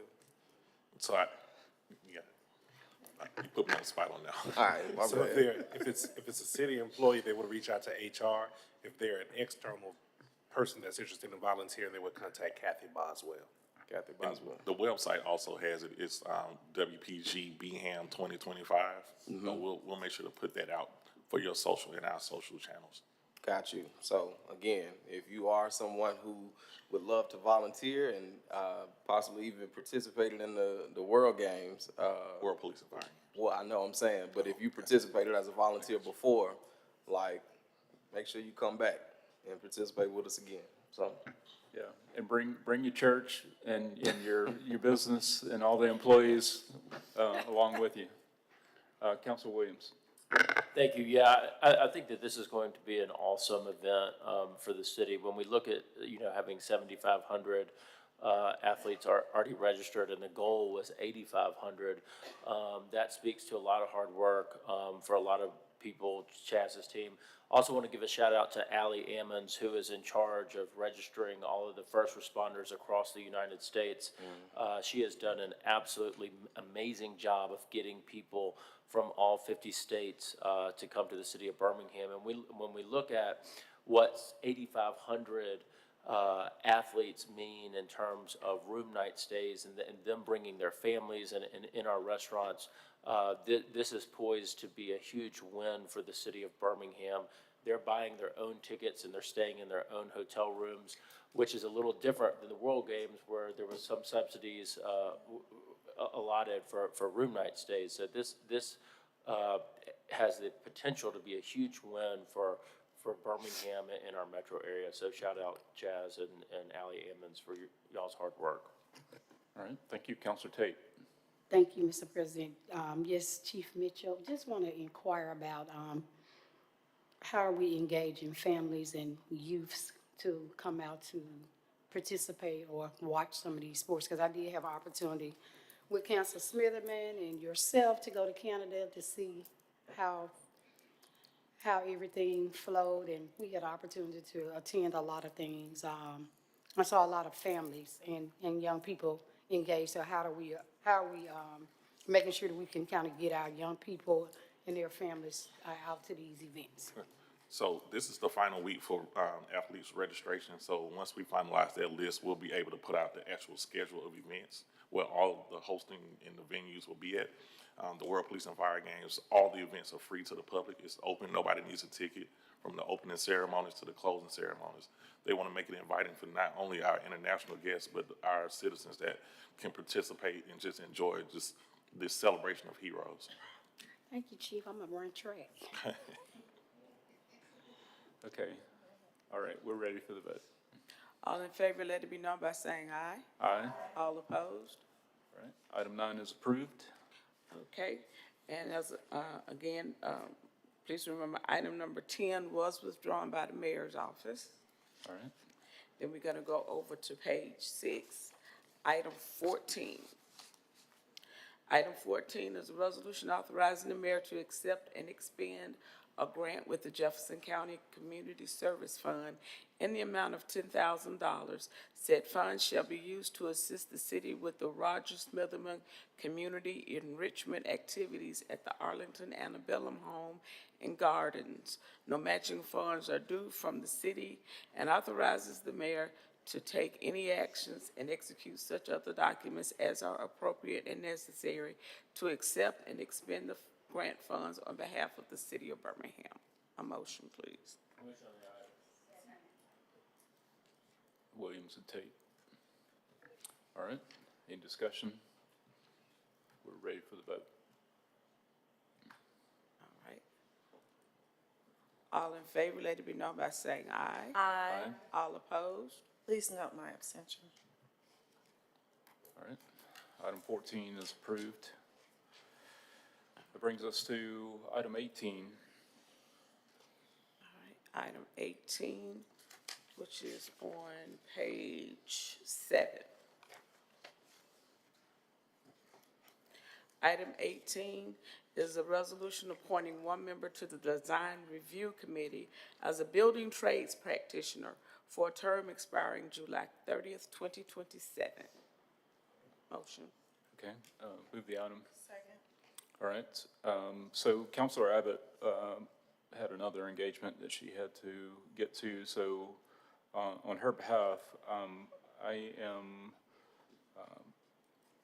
communicating to the council that the Planning and Zoning Committee has recommended Ms. Vernetta Woodbury as a building trades practitioner to fill the term expiring July 3rd, 2026. 2027. Expires 2027. Okay, I guess Counselor Abbott has a typo here, so yes, 2027.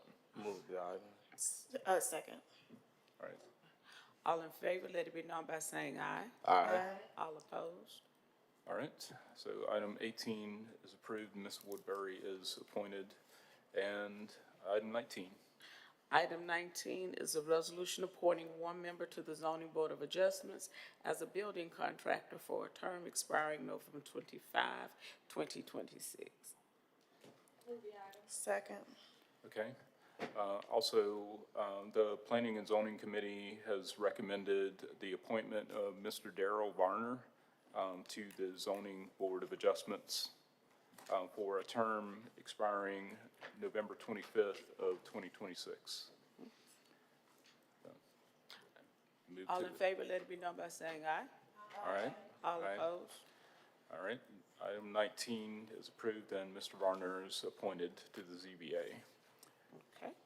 And now we go down to item number 37, which is on page 11. Okay?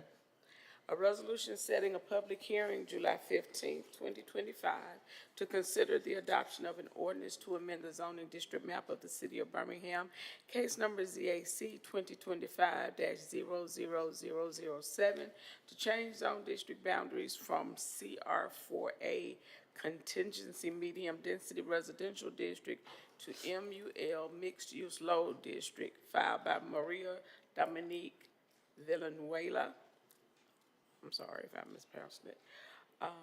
Applicant generally located at 1201 16th Street North, situated in Section 26, a quarter, Section 4, Township 17, Range 3, West Birmingham, in order to allow the construction of a new office that includes a market and an accessory kitchen.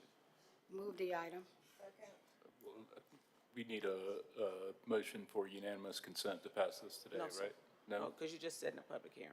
Okay, gotcha. All right. So it's been motioned, Counselor Tate, and seconded by Counselor Smitherman. We're ready for the vote. All in favor, let it be known by saying aye. Aye. All opposed? All right. Item 37 is passed. Item 38, please. Okay.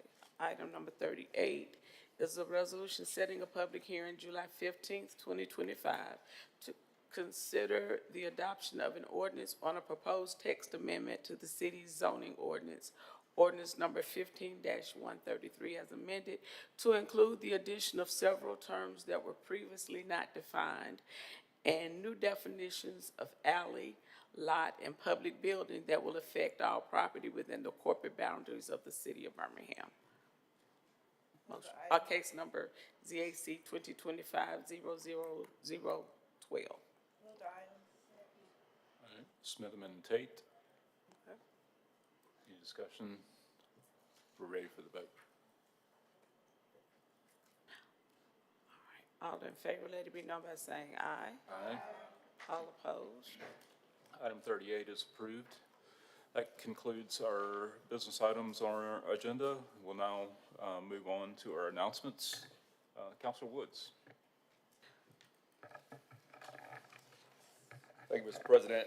Quickly, the Killer Springs Neighborhood Association will meet tonight at 6 p.m. That meeting will be held at Smith Middle School.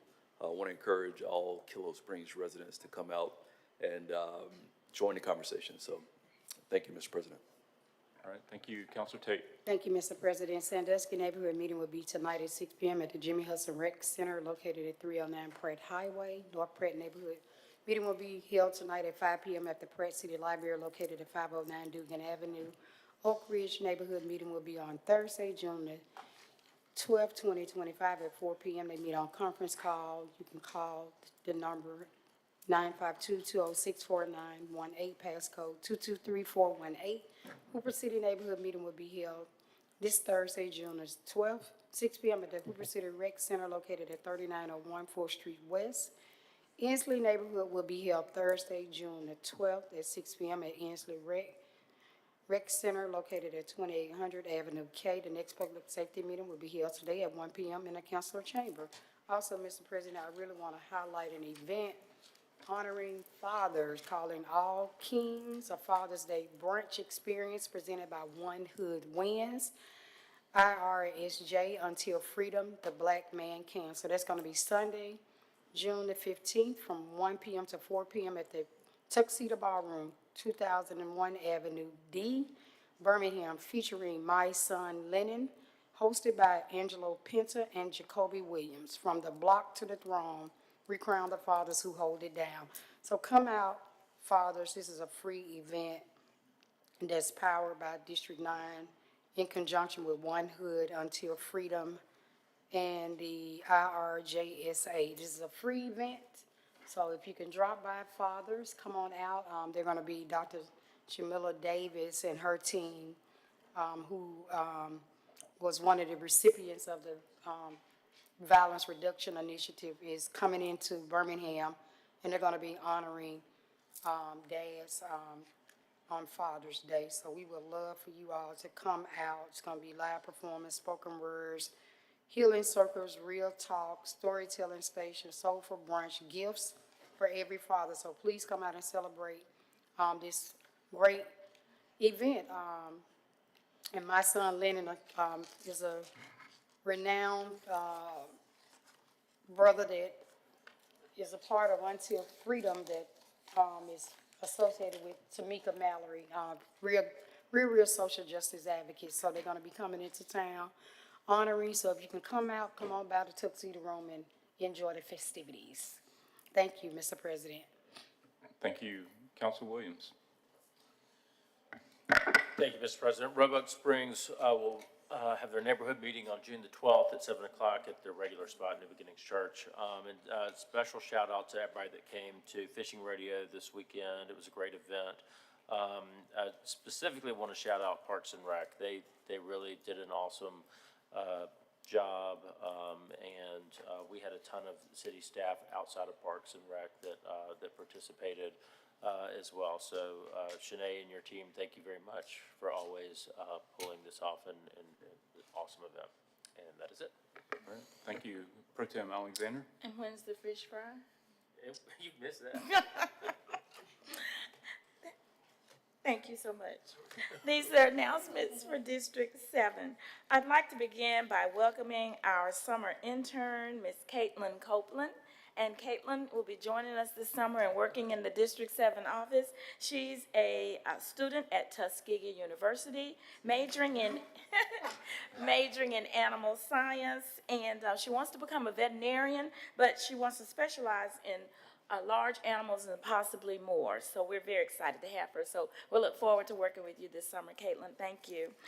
These are our announcements today at 2 p.m. We have the Administration and Government Affairs Committee meeting, and that'll be right here in the chambers. We have 2 neighborhood meetings this afternoon. Riley Travalic will meet at 6 p.m. at Noble Chapel, CME Church, and the East and West Brownville neighborhoods, they are meeting together, and typically they meet by conference call, but today they're going to meet in person at 5:45 at the Mary Dorr Center. So we look forward to both of those neighborhood meetings. On Thursday, the Roosevelt City Neighborhood Association will meet at 5:30 at the Roosevelt Rec Center. We're very excited. Today is listed as the opening of the pool at the Roosevelt Rec Center. So we hope that goes well and that it will actually open. And we will announce that and look forward to having more activity there. And so while your kids are swimming, you can come on over on Thursdays and Fridays and participate in our Get Fit While You Sit classes. These are free and also being held at the Roosevelt Rec Center, which is powered by, I took your word, powered by District 7. Thank you so much. That's another term I can use, Counselor. So we're excited about that. The classes are growing, and so we're just trying to give you an opportunity to get fit while you sit. How easy can that be? And those are my announcements. Thank you. All right, thank you, Pro Tem. Counselor Smitherman. Thank you, Mr. President. In Counselor Abbott's absence, she asked me to do her announcements for District 3. The next planning and zoning meeting is tomorrow at 3:30 in the council chambers. As far as neighborhood association meetings, tonight is East Avondale Neighborhood Meeting at 6 p.m. held via conference call, and then at 6 p.m. is Highland Park Neighborhood Meeting at Highland Racquet Club. If you have any questions, concerns, or issues, please call 311, or you can also download my BHAM 311 app and attach your photos. You can get the app for free at the Apple Store or Play Store. Also, she is asking all residents of District 3 to please continue to visit their website at www.bhamdistrict3.com for real-time updates and additional information on what is happening in the city of Birmingham. Now for District 6, Madam Pro Tem, we actually have a new intern too. Her name is Camille Lumsey. I don't know if she's in here. She attends Alabama State, and she is an early childhood education major, and she's actually your soror as well. So I know you're happy about that. So I want to make sure to welcome her as she starts her internship here this summer. As far as neighborhood meetings, the South Titusville neighborhood will meet at 5:30 p.m. at Holy Family Cristo Rey School. The Arlington West End neighborhood will meet today at 6 p.m. at the West End Library. The next Budget and Finance meeting will be on Monday, June 23rd at 3:30 p.m. in the council chambers. Submissions are due June 18th by noon. I wanted the residents, especially of Titusville, to know about the Titusville Historic Kickoff. They have applied for the National Historic District status for the Titusville community. It is a 2-year rigorous process and will begin with public meetings. And so the first meeting is today at 5:30 at Holy Family Cristo Rey. Also at Railroad Park, they will be having their shop local food truck vendor and trivia this Friday from 4 p.m. to 7 p.m. Underneath their 17th Street Plaza. And then this Saturday, we will actually start back our District 6 Farmers Market from 1:30 to 3:30 at Memorial Park. We'll have free peaches, $5 vouchers for first 25 people, free gardening kits. Miss Mays, my West End Manor neighborhood president, is actually teaching people how to garden. So you'll get that kit as well. And we're actually doing a free grocery delivery service for 10 people. So please contact my office. This is for District 6 residents only, and this is sponsored by the Final Heights Farm, which is in District 5 as well. And then I didn't know if Mr. President knew about this, but the farmers market at Pepper Place is doing midday farmers market today. Is currently going on. I think it's from 10 to 1. So they have about 10 vendors if you want to go out there and do that. Thank you, Mr. President. All right, thank you. Counselor Moore. Thank you, Mr. President. As was already mentioned, the Kelo Springs Neighborhood Association will have their meeting tonight at 6 p.m. at Smith Middle School. Northeast Lake will also have their meeting tonight at 6 p.m. at the Southern Museum of Flight. And Penfield Park will have their Neighborhood Association meeting tonight at 6 p.m. at the Brownsville Heights Community Center.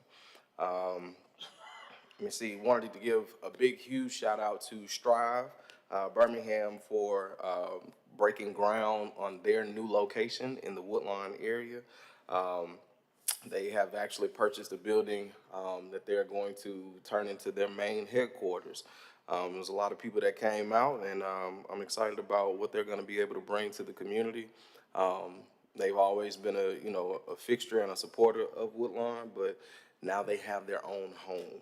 So they don't have to bounce around to different places. So and so shout out to Key Wintry Fry, who is their fearless leader here.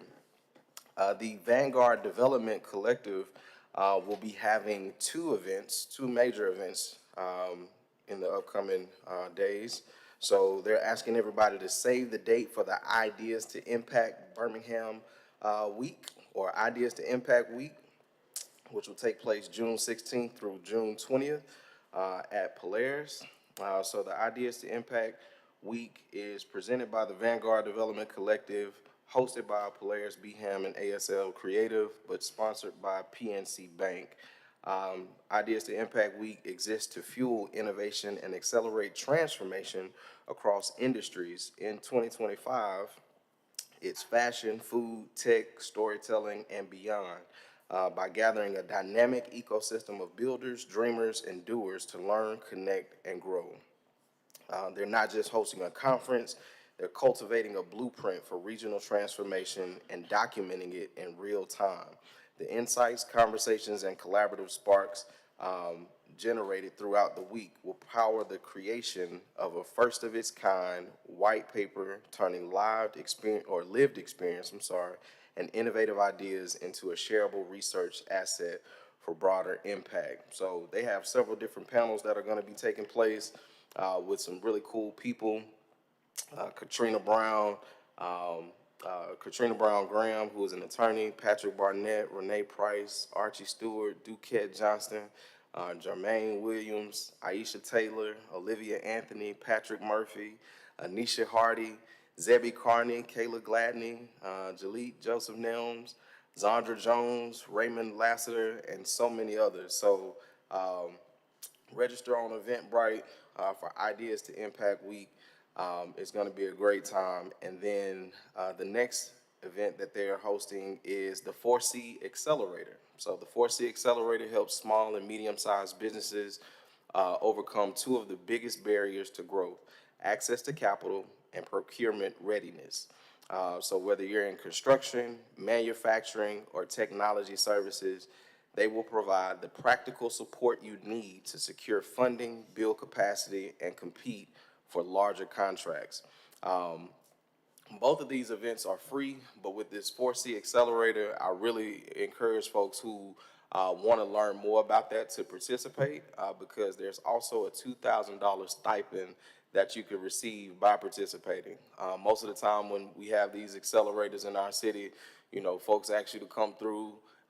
You sit there and you go through all these classes and you don't have anything to show for it, but they're making the best use of people's time by providing them with a $2,000 $2,000 stipend for participating. So make sure that you check that out and apply online at vanguarddevelopment.org.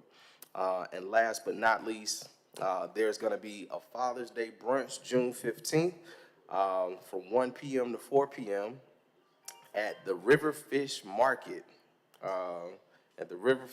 over there in Collegeville. So they're asking you to join them for the first brunch of 2025. They'll be serving salt and freshwater fish. So that address is 1928 Vanderbilt Road, or you can call 205-251-5064 to get more information. Some of the best fried fish I've never had in my life. So y'all make sure y'all go check them out. And that concludes my announcement. All right, thank you, Councilor Moore. Councilor Smithman? Yes, so the Alabama State Games, I know you're probably gonna mention it, is actually this weekend. The opening ceremony is at 7 p.m. at Legacy Arena. My sister and I were actually former athletes of it. You guys will never see me shoot a basketball, but actually participate in basketball for it. So it's a really great event to support our youth. I mean, they start as little as maybe like 5 years old to go up to high school age. So if you have some time this weekend, please go. I think the website is alagames.com. So please come support our youth. And also I want to say Happy Father's Day to Mayor Woodfin, our, Joint Chiefs of Staff, Councilor Woods, President O'Quinn, and Councilor Moore, and Mr. McDaniels as well, and to all the fathers at City Hall, and to my own father as well. And thank you all for what you do. Thank you. All right, thank you, Council Moore, you got to? Yeah, just had one last thing. Did want to let everyone know, as Councilor Alexander stated, we do have 7 pools that are open: Crestwood Park, Martin Luther King Jr., McAlpine Park, Memorial Park, E.O. Jackson, Roosevelt City, and Underwood. All of these pools are currently open. Pools are open 12 p.m. to 6 p.m. Tuesday through Saturday. They're closed on Sundays and Mondays, and admission is only $1, cash only.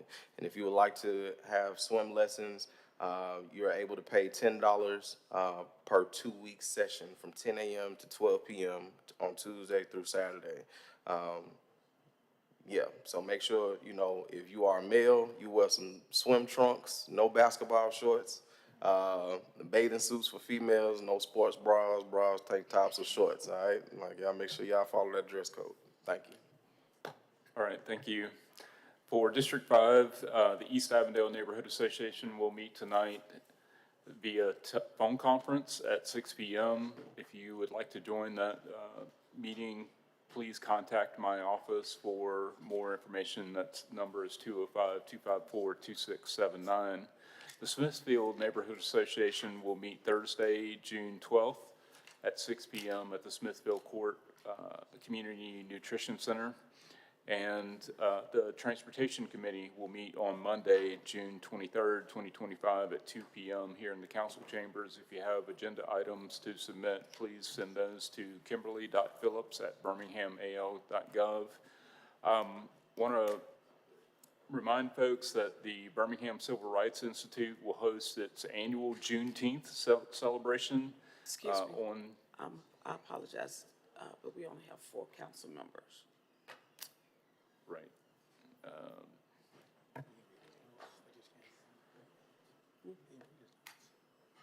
No, he's there. Yes, he's there. That's speakers.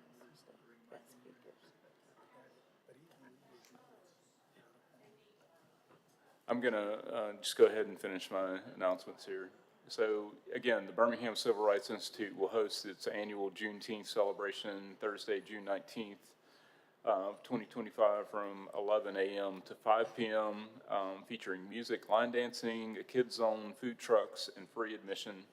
For more information and to reserve your free admission, please visit www.bcri.org. And that concludes my announcements. So we got a quorum again.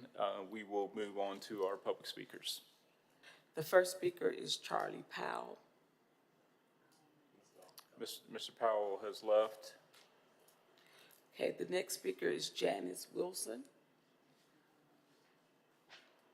I believe Ms. Wilson has left as well. Artis Murphy.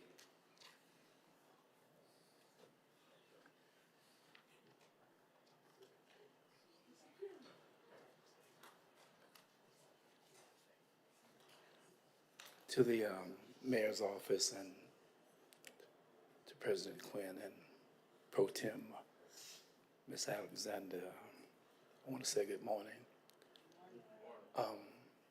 I would ask that you would show me some mercy this morning. I got arrested by God last night and I haven't had any sleep.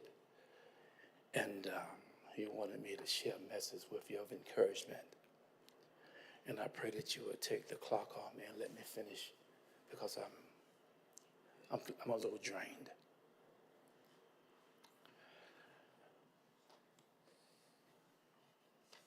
This leadership that we have here in Birmingham, I need you to understand it's like no other leadership in the history of our city. God has ordained you all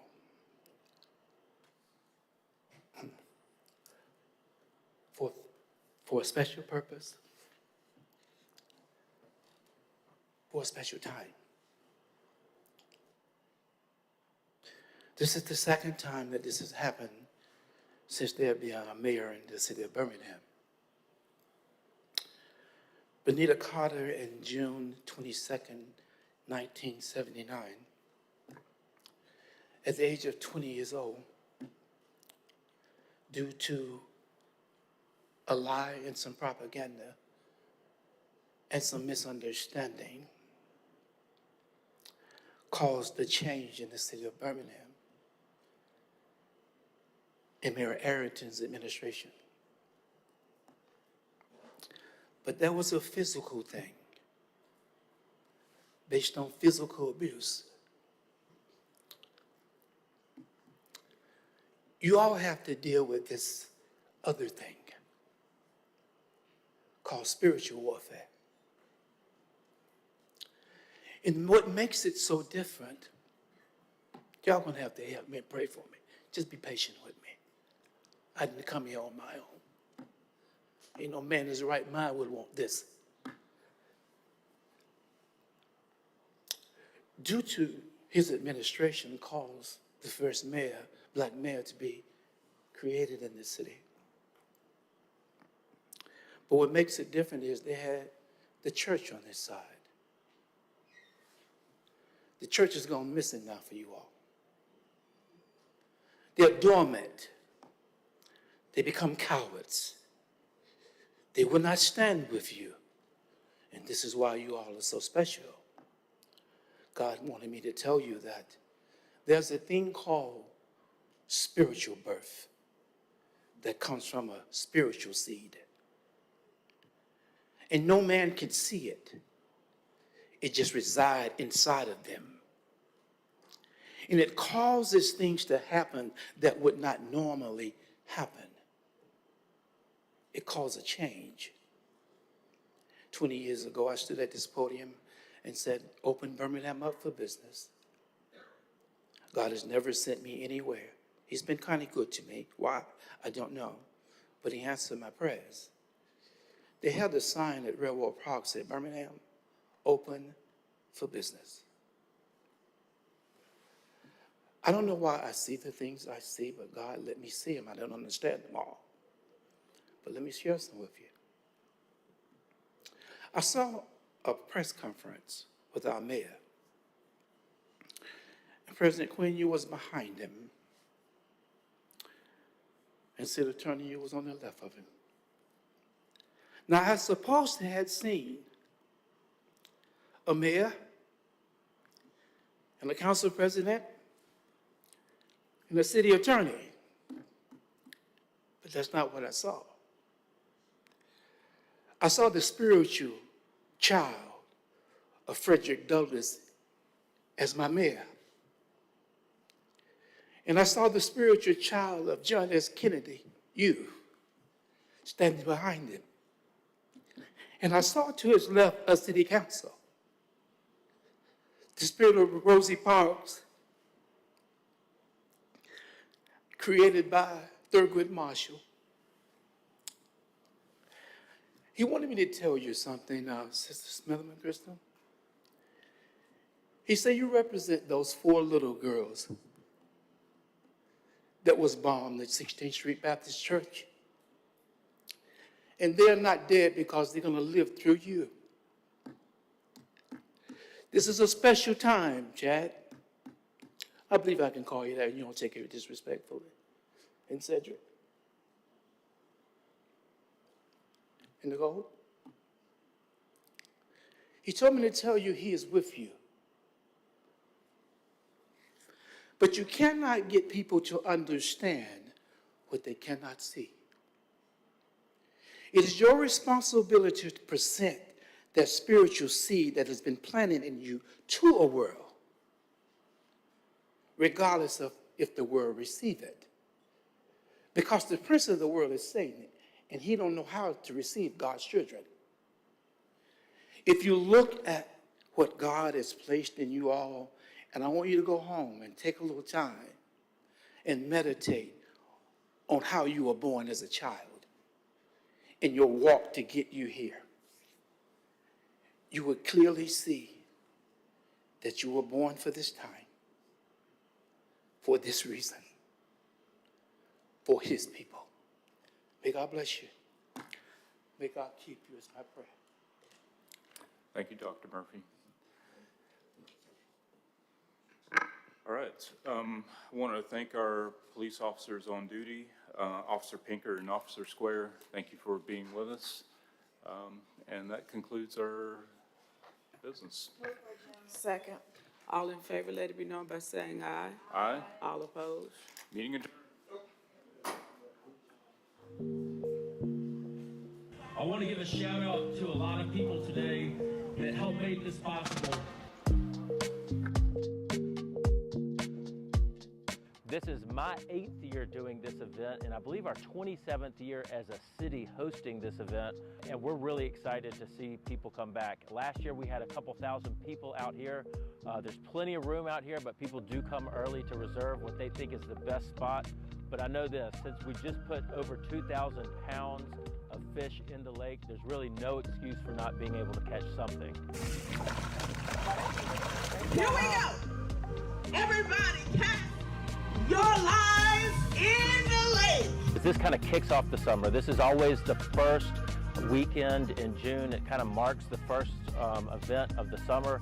But also, over my 8 years doing this, it's been so incredible to see all of the people that come back, especially kids that look forward to it. But to see those kids in the shirts from 8 years ago, 7 years ago, and them recycling it, and then them getting excited to get this year's shirt, shows what it means for those kids and those families. And a lot of times people will come up to me and say, this is the one time I get to fish out of the entire year.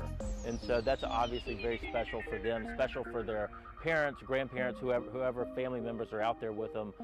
So we want to keep that tradition going and keep that special tradition of that family alive.